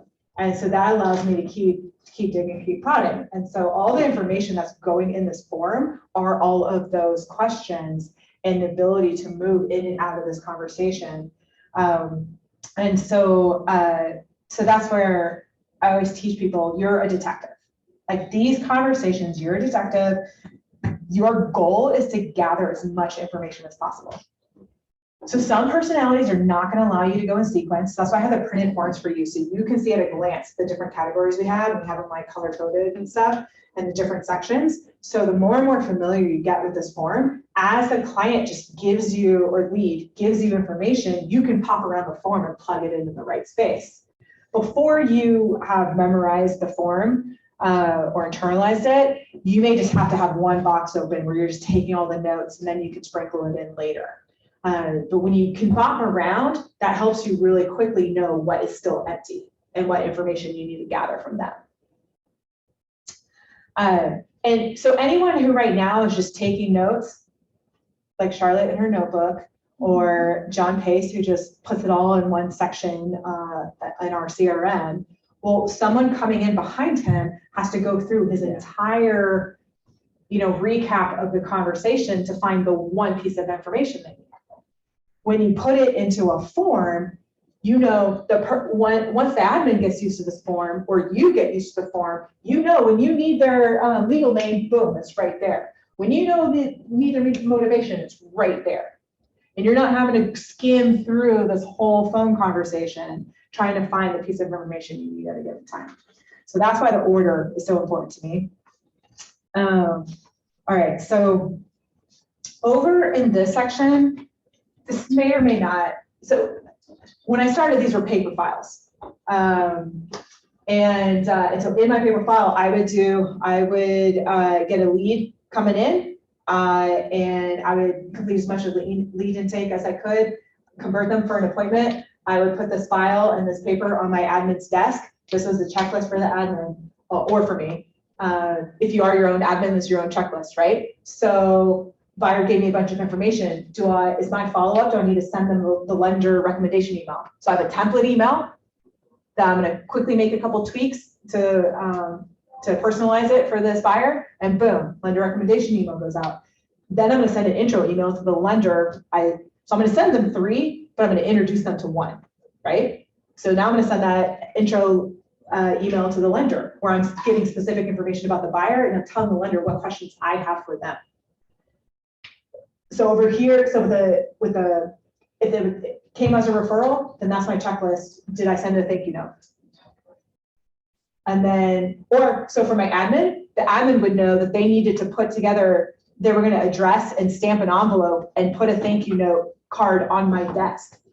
Sorry, so that was the admin task, put it on my desk. I'm the one who's going to write the note and then it goes out in the mail, right? So anything that the information on the left side, if it triggers a next step, that was our mental checklist. Now, those of you with the CRM, you can build that into tasks, into your system. So you can have the reminders in different places, but again, I still like to visually see everything in one place. So with the contact information, I had the checklist over here.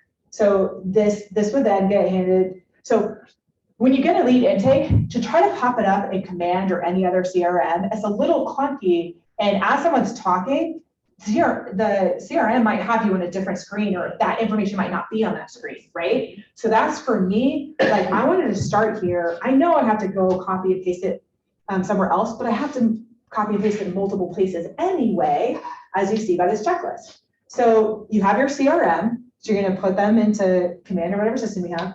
But then I also want the info going into Matrix immediately. They're a buyer, right? What are we about to do? Set up a buyer search for them.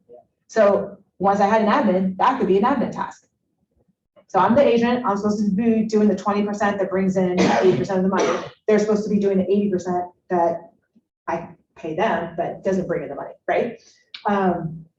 So they're going to put the contact information in the CRM. They're going to put the contact information in Matrix and then into transaction desk. You're like, Catherine, why does it need to go into transaction desk? They might be a year away from writing a contract. Well, I don't care. Whenever it gets to the point where I'm writing a contract, I want all that information in there with their legal name.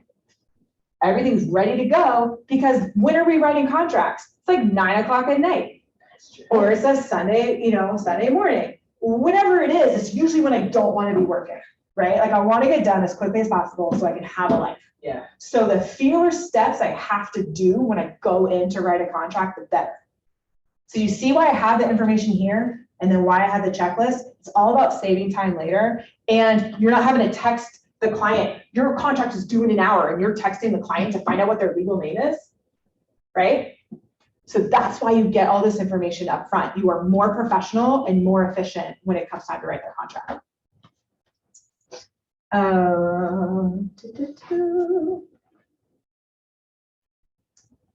Same thing with the listing side. I'm going to start any conversations with capturing as much contact information as possible. So if the conversation gets cut off, you've got multiple ways to reach back out to them, right? I'm always going to start there. And then take a look at our interview questions. Pretty similar, right? Quick reference, that closing agent preference, that I rarely ask that. Okay. That is not urgent and important. I just have it at the form there because that's something quick that the admin would need to see if they do mention something. Like, hey, my uncle's an attorney, I want to use them. Boom, that information goes right there. So I have it there because when the information comes up, it's important to capture it, but that's not a question you have to ask every time. Okay. So if you want to make a note there. With lead paint brochure? Oh, yeah, so that was part of my checklist at one point where after the buyer consultation, so the buyer consultation, you're getting them to sign a certain amount of documents. When you go to write a contract on a home, I want to be focused on just the purchase agreement. Yeah. I want everything else to have already been done. So, and then whatever documents needed for that house, property disclosure and possibly lead paint. But in that lead paint disclosure, it says that you sent them the pamphlet. Gotcha. As a listing agent, I don't want you sending me this contract with 100 pages in it because you put the pamphlet in there, right? So as a buyer's agent, figure out where in the process you're going to send that over to your buyer. So at one point, I had it as our follow-up email after meeting with them. So that's why it's on there. So for you figure out in your process where that works, but I had it on my checklist so we could show every time this pamphlet went out. That's also part of the CYA stuff. Okay, so when we get to the interview questions, very similar to the seller side. In a perfect world, when would you be closing on and moving into your new home? Or what is your ideal timing if everything goes perfectly? Do you see both questions had in a perfect world or if everything goes perfectly? So again, I'm pulling them out of their overanalyzing all the different scenarios and their worries and their fears. I'm getting them focused on perfect scenario. That's the information I want from them, because now I'm going to start guiding them towards their ideal goal, right? And then there may be some follow-up questions. We want to know if they've got any deadlines. Do they have any lease dates coming up? Do they have a job start date? You know, that matters.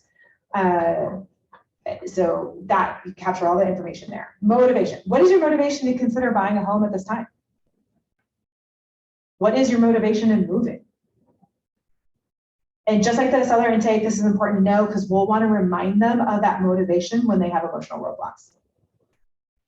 So I can go a little faster because this is really similar to the seller part, unless anyone has any follow-up questions. Expectations. What are expectations of me and my team in helping you with this purchase? Sometimes I have to ask in multiple ways again, right? And this is a great pre-qualification question where yellow flags will show up. So pay attention to those yellow flags.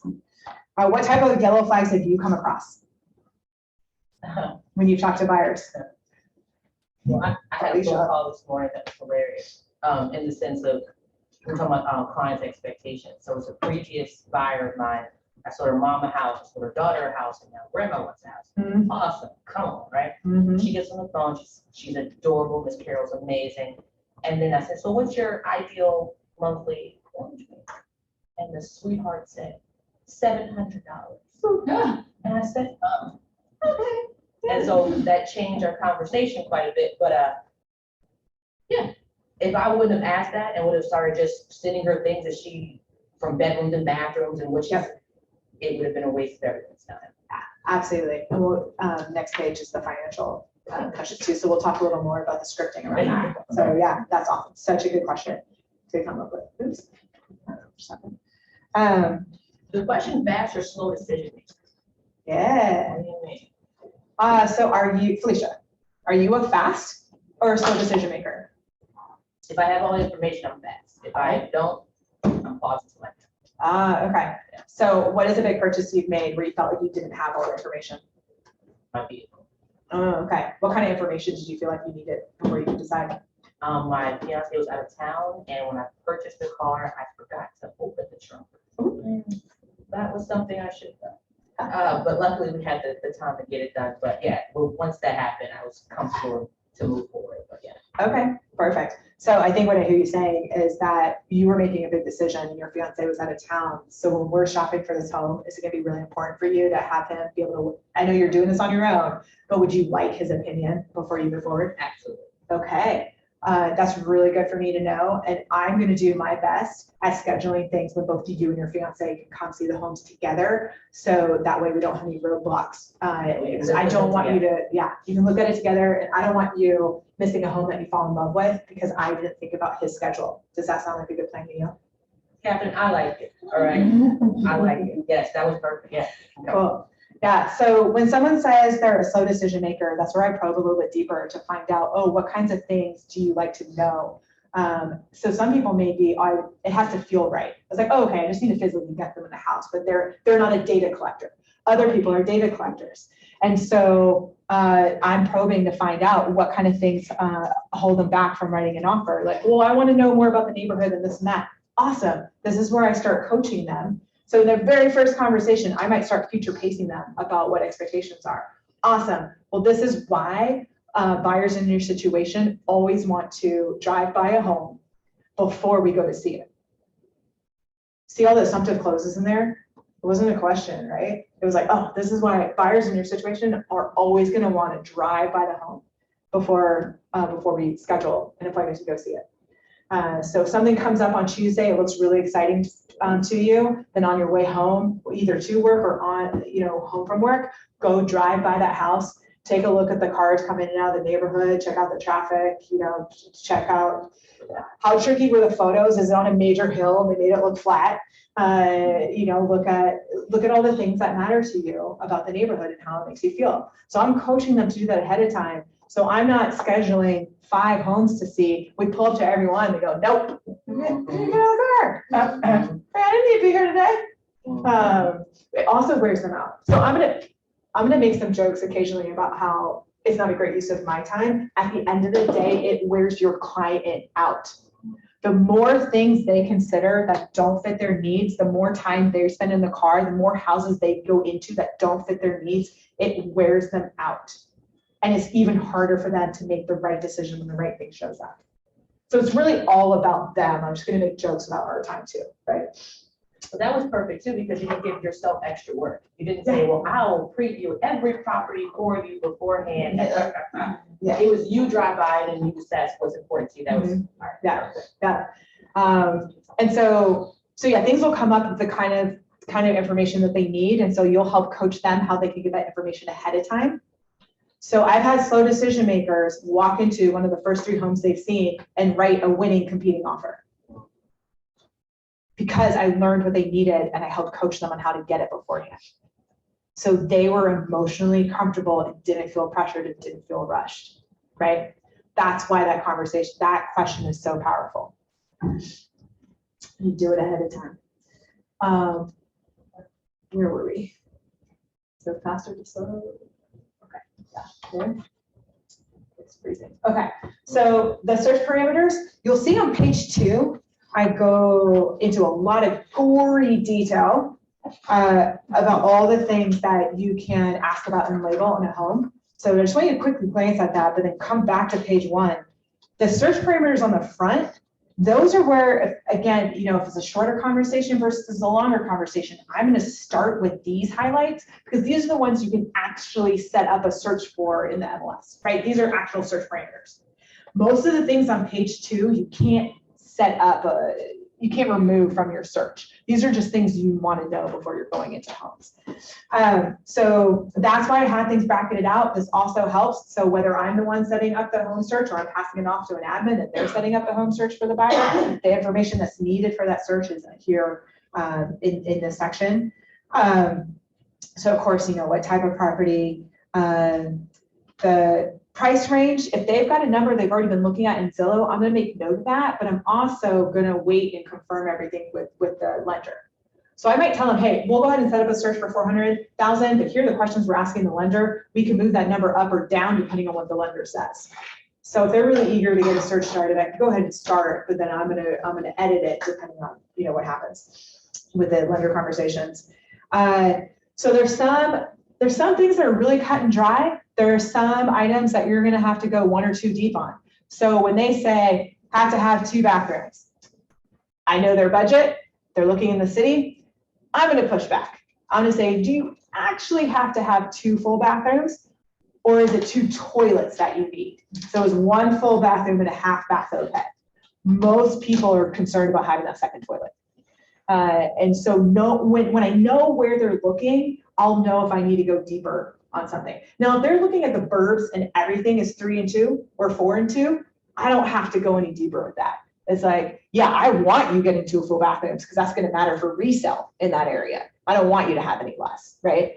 So I wouldn't have to pressure with them with that unless I know their price range is low. But I'm going to start looking for some of these parameters where they might have a little more wiggle room.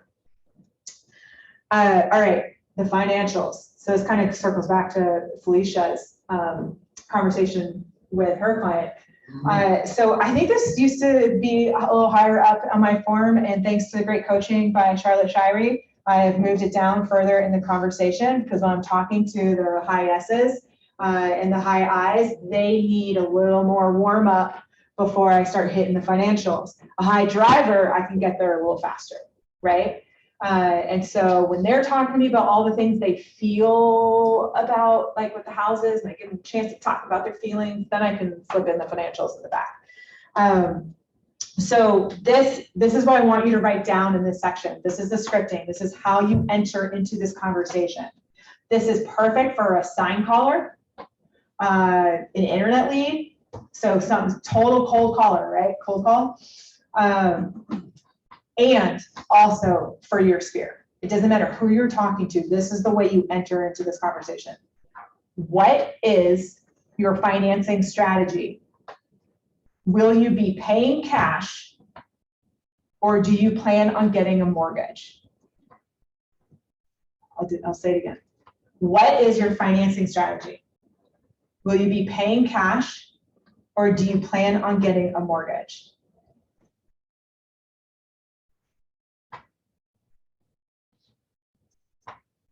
I see people writing, so I'll pause. What is your financing strategy? Will you be paying cash or do you plan on getting a mortgage? Okay, so a couple reasons why. Well, does anyone want to shout out an answer why you think we approach it that way? Change it. I Want to can. make them feel special. Yes. Something. Ding, ding. Cat in the wallet. Yeah, it's a more empowering way to ask. I don't know if you've had any conversations at this point where people have gotten really defensive and maybe even offended. You know, a lot of people have chips on their shoulder when it comes to money, and either proving that they have it or maybe being treated like they didn't at some point in their life. So if you say, are you pre-approved? They can immediately get defensive. And so there's a lot of ways that you think might be innocent to ask about, well, I need to know if they have a pre-approval letter or not. I'm not supposed to show homes unless they have one, right? But there's ways to ask where they can immediately get triggered into defensive mode, or you can ask in this way, which is really empowering. So someone could be calling you on a $200,000 house, or someone's calling you on a $600,000 house, and you're treating everyone as if it might be possible they could buy something with cash. So that's very empowering to them. And when you're saying financing strategy, this is less about, can you even afford this house you're calling me on, Mark, right? Because that's what they hear in your question. So that softens it, and it makes it feel like a professional conversation instead of you're checking them out. And then I should have highlighted these for you. So I've got a number of different ways to capture information in here, but the ones that I want you to circle and highlight for yourself are the ideal monthly payment and the down payment amount. Those other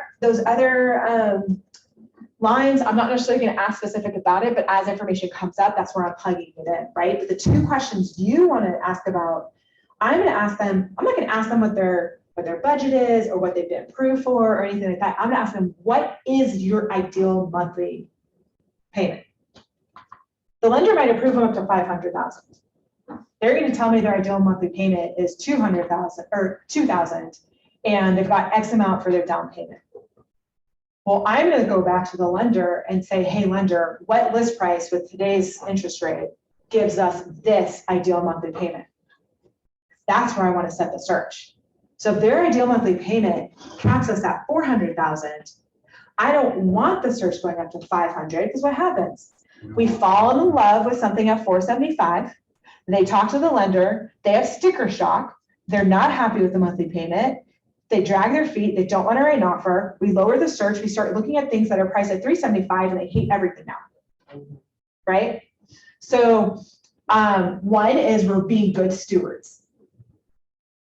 We're not pushing people to the height of what the lender says they can spend. We're asking them an important question, which is, what do they want their payment to be? So we're being good stewards and we're protecting them. The second thing is, I can show them everything available up to 300 or 4, I forget what numbers I had now, up to 400, and they really don't like the inventory. Well, we know from the lender that they can do more, but now they've gone through the process, and we hit a point where I say, okay, I think it's still possible to get something in this price range, but you're gonna have to be really patient and wait for that right thing to come on the market. So they have an option. They can wait and be patient, or they can push their price up and it opens up to more inventory. So now it's their choice, and I'm giving them two choices. And I'm not trying to upsell them, right? If you look at what when they did the questionnaires, you know, what buyers thought about their real estate agents, you know, from 10 or 15 years ago, you know, they didn't listen to me, and, you know, how many times do salespeople get accused of being, you know, oversold? So now your buyer feels very well protected. They've been able to go through the process. And so now when they look at something more expensive, they're not going to have that cold feet sticker shock feeling, because they've been able to get there through a process, right? And I don't mean you have this takes 6 months to get there. It may just be 1 or 2 outings. And be like, all right, we looked at everything under 400,000 that fit your criteria. Here are the things you're saying. Here are the criteria. So you can shift. You can let go of some of your parameters, right? You said you have to have 4 bedrooms. What if we dropped it to 3? You know, we can look through all the search criteria and see if you're willing to bend on any of that.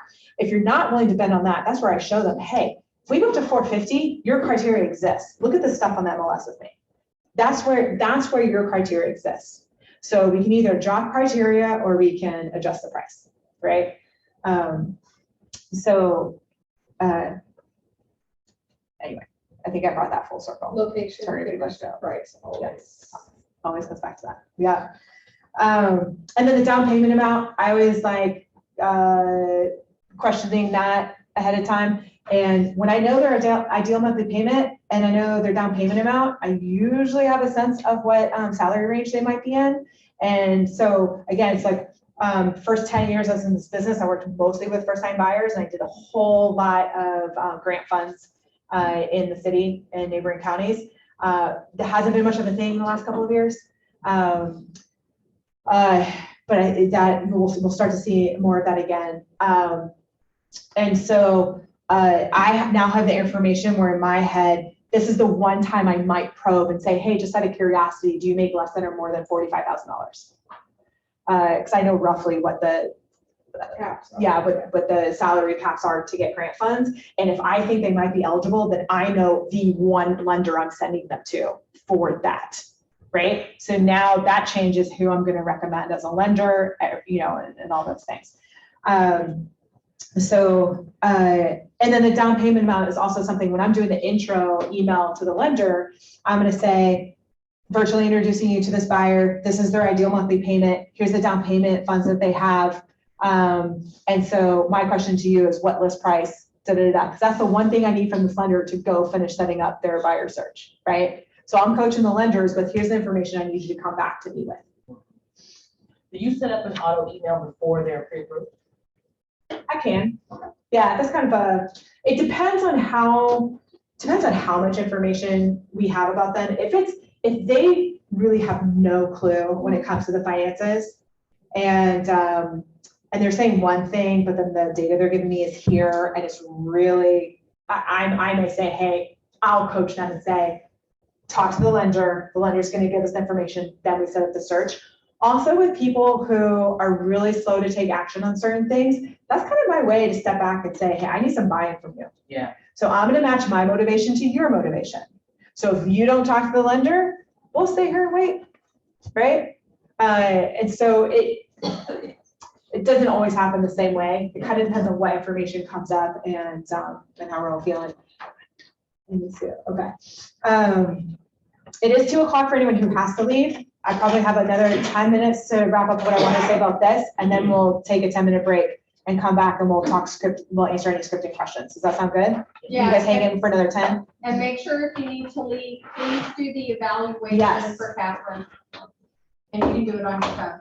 My very squishy heart, kw.eval.com, my name, and I think we'll just call this intake forms. Okay, and then down here, it might be self-explanatory preferences, best day for showings, best times for showings, and frequency of the MLS searches. So the reason why I'm asking those questions also is, thank you so much. Thank you, appreciate it. Sorry. No, it's all good. It's the time we said. So if someone is a year or two out, they might not want immediate searches, right? But I don't assume, never assume you think you know what the buyer wants because of their timing. Because if you think, oh, they're really far out, I'm just going to set it up for weekly, they're going to start texting you every time something hits Zillow and say, why isn't this in my search? Why isn't this in my search? Right? So I'm asking the buyer what they want so I can customize everything for them. The reason I like to collect the showing days and times is I'm getting a sense for their timing. Again, this is where yellow flags can pop up, right? They're like, I'm only available on Sundays. Great. That's my only day off. Right? So that conversation needs to happen up front. Well, great. Can you treat this like you would, a dentist appointment and tell work that you need to leave at 4:00? And you might have to do that for the next couple of months. That's something you're able to do. right? So that's where you can ask some follow-up questions to say, hey, homes are often getting under contract. If they come on during the weekday, they might be gone by Sunday. We might need to get you into a home sooner. Can you come during a lunch break? Can you come immediately after work? So it allows you to probe, and it also allows you to see, is this buyer actually going to be a good fit for you? And when those yellow flags come up, pay attention. I think it took me 13 years to learn the same lesson over and over again. Yeah, how serious are they? And are they going to trample all over the boundaries that you have?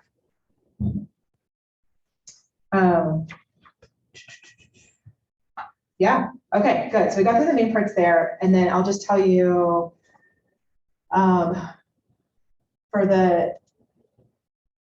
go into the big picture here, and then you guys just let me know if you have any questions about any of the specific line items.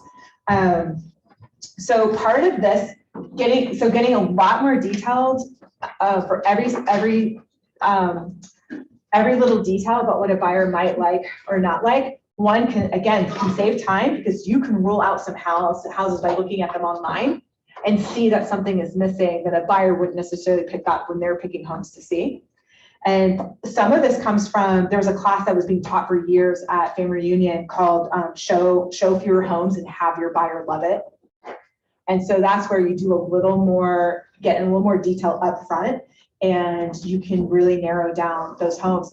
And so sometimes buyers are worried, so during my buyer consultation, I'm coaching buyers that on average, buyers are looking, from anywhere from 1 to 5 homes before they're writing an offer. And it can be the very first home that you walk into that you fall in love with. So I'm setting them up from the very beginning that it only needs to take one outing, and it could be the first house. So they don't walk into the first house, fall in love, and then freak out. Oh, it can't happen this quick. It can't happen this quick, right? So I'm setting them up. So in their brain, they're already comfortable with the fact that that can happen. And if they ask any follow-up questions, because that really makes them nervous, I explain the funnel to them. So we're looking at thousands of homes in the MLS, punching in parameters and narrowing it down to here. You're then looking at homes and ruling things out by the way they look and narrowing it down to this. You're driving by them and narrowing it down. I'm then looking through them with your criteria and might knock a few out. So we're not only looking at 5 homes. We started with 50 or 100. And they feel so much more comfortable when they understand that. Because of the internet these days, you don't physically have to go into 50 homes. The internet's doing that work for us. Our search parameters are doing that. The drive-bys are. So you don't have to ask about every single item on here. These are my prompters. And again, I know which ones I need to ask about depending on what neighborhood we're in. So if we're in the city and someone's looking at condos or they're looking at 1950 ranchers south of the river, I'm going to ask if they need a dishwasher, right? But I don't ask every single, if someone buying $800,000 house does not need to be asked if it matters if the house has a dishwasher, right? So that's where you might want to color code these things, like what are the automatic questions and what are the ones that you tailor, depending on what the number is, right? I label, so this little middle column is where I go and I quickly label things. This you might want to write down. My labeling system is a must-have or a deal breaker, whatever term you like better. A must-have or deal breaker. So short, you could do DB, and I star it multiple times. So you will not buy a house unless it has this item. Most buyers have 5. I'm usually looking for 5 deal breakers. Sometimes there's 4, sometimes there's 7, but then other items will be what I call 10 plus or a bonus item. 10 plus is a lot easier to write down in that middle column. So when someone says, I really want such and such, I'm then qualifying it to say, is that a deal breaker or is that a bonus? And then I'm writing 10 plus if it's a bonus. Sometimes you still have to be careful though, because I asked that on my intake form. And like, for instance, I had a client that one of the deal breakers was no tri-levels. They bought a tri-level. But they weren't going to buy the first one they walked into though. Right. We certainly didn't focus on that early, but it came back into the picture. Absolutely. Well, and that's under here for style of home. And those are the things where you're going to go 2 or 3 deep. What is it that you don't like about tri-levels? Or what is it that you don't like about capes? I don't like the slanted roofs. I'm too tall. It makes me feel small. Okay, so if it's a cape in the front, but they've blown out the back and it's full roof line, would you consider that? Oh, okay. So I'm not going to set that up as a parameter in the search and knock out all capes because I went too deep to figure out what they like and don't like. But you can look at the pictures and see, oh, that was a finished attic. I'm not taking my 6'6" client through there, right? Yeah. And so yes, it's such a good point. And some of those things can shift over time. And it's also, so I used to have a sheet that I would have with me on my showings. And so they would go through the home and then I would say, all right, let's go through the checklist. Let's make sure all the must-haves are in here. And I quickly run through the checklist and they're checking off that all the must-haves are there, or we're talking about like, if it barely makes it, right? And then I'm having them rank the home, when somebody can't say 4. Like, so we're going through that process where they're walking out having a really good sense about what they think about the home and what they feel about the home, right? And so that's when you're bringing them out. Certain things will come up, like they're just not getting enough space. And that's where you get to circle back as the agent and say, well, in this price range, you can get another 300 or 400 square feet by looking at a tri-level. I see that you're liking this, this, and this. I think we can find that for you. Well, do you want to reconsider? So either they bring it up or you bring it up. But when they can't find what they want in the existing inventory, those things they said they wouldn't do in the beginning will come back up. I bought in the street, I said I would never buy on. We all do it. And in a low inventory market, you can't be but so picky. So sometimes Exactly. you have to come back to some of those deal breakers and say, well, Yeah. would you consider? And most of my deal breakers are the positives. So like the house has to have this thing for me to write an offer. So what does it have, right? So that's usually what I'm clarifying there. The third category I might mark on there is IDC, I don't care. So you have a deal breaker, you have a 10 plus, and you have a I don't care. All right, I might just do a straight line, or an NA, right? Not applicable to them. Some of these items you will have to go 2 or 3 deep. So when someone says, I need a big yard, what does that mean? Well, they're coming from an apartment in the city and they just want any yard, right? Any yard does. If someone's coming from the country, big yard means, minimum 5 acres, right? So some of these you do need to dig deeper. What does big yard mean to you? How are you going to be using this space? Because now it matters, is it flat? Is it hilly? Is it sunny? Are there trees? Now all those other details play in when they tell you how they're going to use the space. And so again, those are things you might be able to rule out from them online or have them look for when they're driving by. The deck porch outdoor space, the way I go into it is right after I ask about the yard, I'll ask anything else about the outdoor space that's important to you, like a deck porch, full front porch deck. And again, you can tailor it depending on what neighborhood they're looking in. The dishwasher, I told you only ask if you're looking at 1950s ranchers or older condos. So you go down, primary bedroom and bath, someone will say, we have to have a primary bathroom. Okay, but I know they're looking in the near West End in 1950s neighborhoods, right? Are you good with a cape where the primary bedroom might be upstairs and you can use that bath? It's a hallway bathroom, but you're the only one using it. And then the other 2 bedrooms are downstairs with another bathroom. Oh yeah, that's totally fine. So you don't want to assume that someone says primary bathroom and then in your head you go, oh, ensuite, right? And you also want it to be clearly written here. So if you're a buyer agent working with a showing assistant, that you've got that clarity about what those, buyer says this and then here's what it means. With the pool doesn't come up that often, but that's also, sometimes that's the negative deal breaker. Like I will absolutely not buy a house with a pool. Like, okay, great, let's plug it in MLS and, one more way to get inventory out of there. The age of home is something that often comes up. Either people like the character and only want an older home, or they only want a home that was built in the last, 10 or 15 or 20 years. And so get a specific year cut off from them. And don't just go with whatever they first said. Oh, I only want a home built, within the last 5 years. Like, okay, do you want to search from 2010 and newer or 2016? Like, I'll do the actual math, but then I'll also give them a second option. most of the time, they'll make it wider than what they first told me. Walkability, want to be close to, that's where I make notes like, if they truly want to be in a neighborhood where they can walk to things or bike to things, or we're dropping a pin on the map and it has to be a 30-minute drive to work. And so they'll say, a friend told me to look at New Kent. Well, we can plug in some addresses in New Kent, plug in their work address, and let Google Maps tell you how long the drive is. So sometimes I've got some upfront research to do before I really hone in their search, so I know how far out I can take them. Because at this point, they've described where they want to live, what the neighborhood is like, and so I might have some neighborhoods in my mind. I'm going to go in and plug in, see what that drive is, and then I'll know if I can stretch their search or not to give them some of that like-minded places, to look at.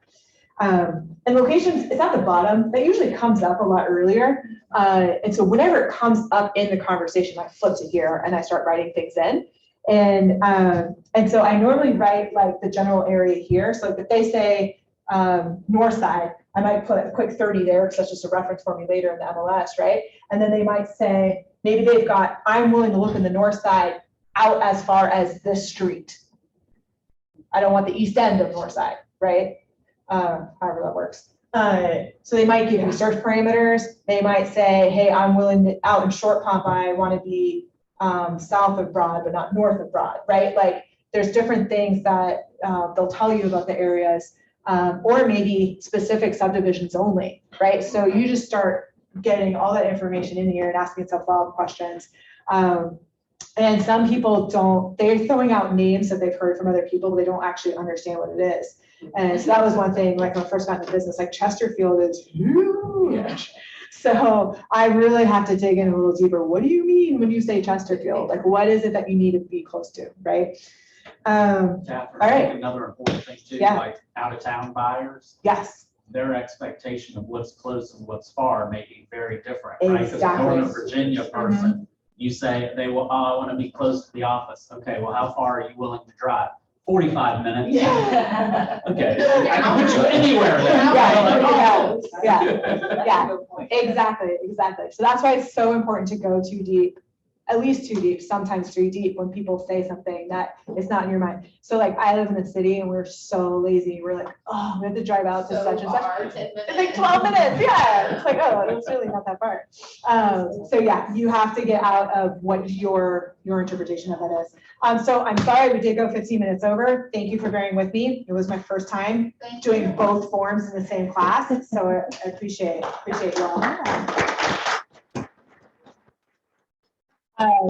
If anyone has any big picture questions they want to ask me right now, if you have to leave, do that. I'll stay here for a couple more minutes, but we'll take a 10-minute break and we'll come back and we'll dive into scripting for anyone. Raise your hand if you do want to stay here until 3. Does anyone else want to stay here with me?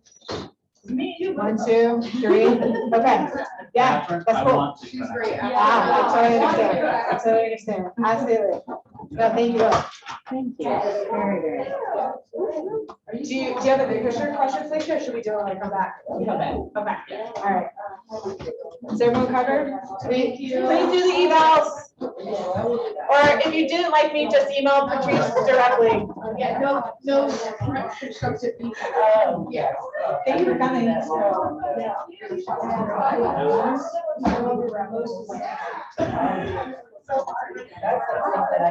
Now I got my rabbit hole session. I'm starting to do it. Where'd do you break the finger out here or the hand? Right here. Oh, that sucks. You have,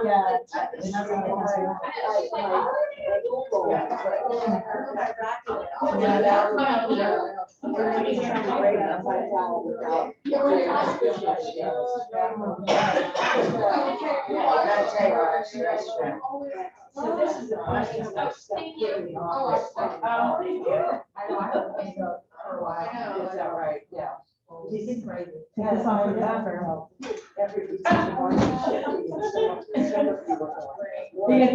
We are.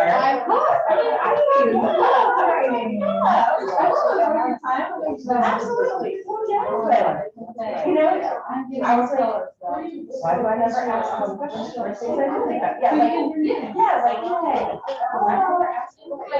Yeah, like, hey. It's always worked out, but I'm like, oh my God. It's Oh, yeah, yeah.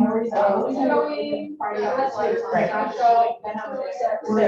So this past year has been like our drill down on our. So much. Yeah. Oh my God. What I meant. In that. I know, and so I'm like, really, yes, if you are their team, your sister, and like, so, no, it's very good. We're working with the. Yeah.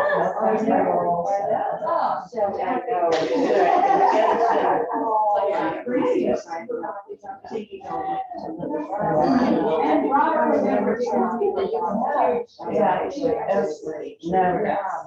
So we did that for 2 years, and then, yeah, and, he came to us some too, so. Yeah. That's my business. Are you on the team too, or? I went to March morning. Yeah. And. I said, you're out of here, like. Or you show me outside.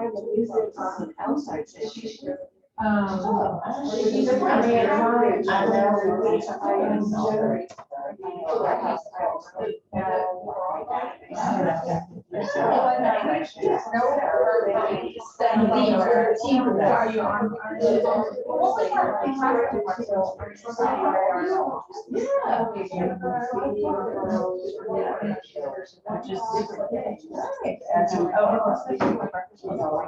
Oh, nice.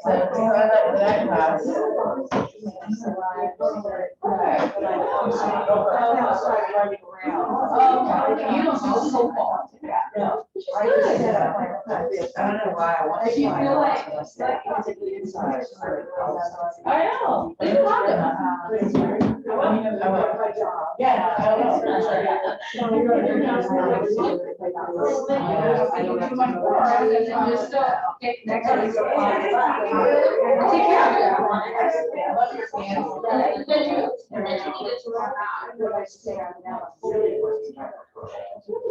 Are you?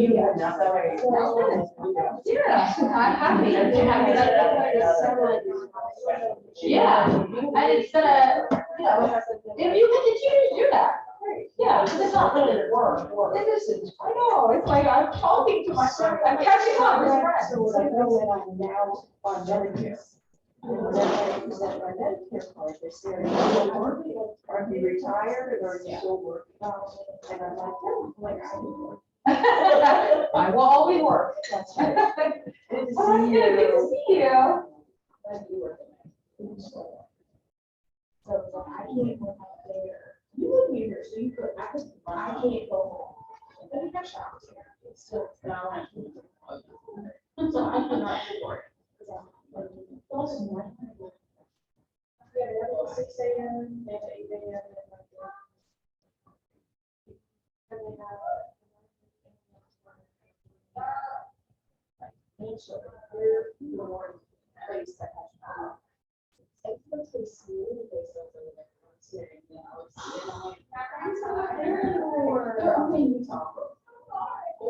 you just started going to that, like, this place. No, I remember like every day for a long time, all of a sudden they were like, oh, those or whatever, you know. And I just started struggling already, and I'm like, I haven't been. Oh my God, yes. But if you go to a doctor, they text me. They don't want to renew mine, I just don't know for what. Yeah. They don't want to. They don't have to be confident. Oh, yeah. I'm just not. You sounded great. I know what I want to say. But you gave me the cheat code because I already know the question. So, let me almost say, should let you go first. What do I look at? Yes. You know what's funny though, real talk, that they would have asked me, and I didn't take the class. Because kid of honesty first. I'm like, I don't wanna, not gonna put me on camera lying. Right. Yeah. Because it's, you know, we would sit. Yeah, and there's something different about someone that is active. Yes. Yeah, you can. Versus someone who's been out for years, just kind of giving you what they heard, what they meant, what they said, what they used. So that's that.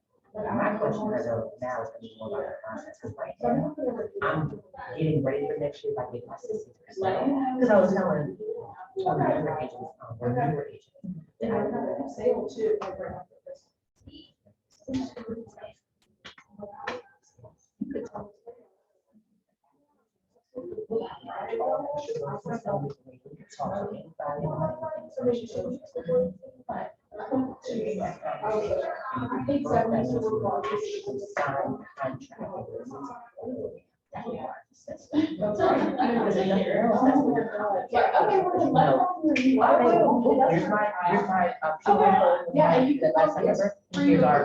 Here's my business card, here's my intake card, here's that system, here's the consultation. Okay, we'll talk. Specific process. So this whole last quarter. has been all about system. My question, Art, because I'm thinking, can you tell me your take? Have you had any transactions? Okay. First time provider yet? Okay. So. Right, we all.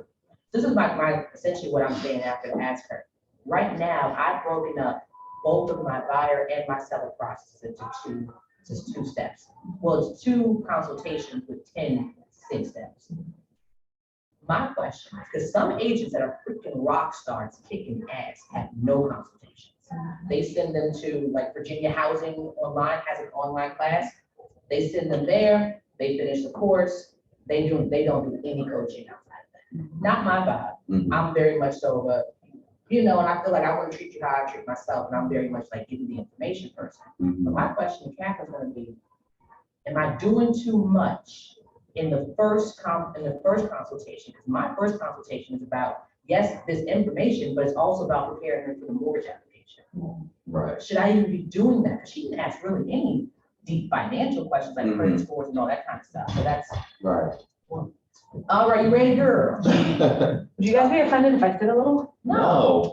Another, Right here. another note for my own, can you use the word my own personal feedback? Are you still Is to recording? not wear these shoes again. Oh, I don't know. How do we stop that? So don't cuss me. Well, nobody's wrong. Oh, yeah, no cussing. Oh, did everyone get off? I think so. Yeah, it looks like everyone's gone. Okay, so it's just us. So end meeting for all.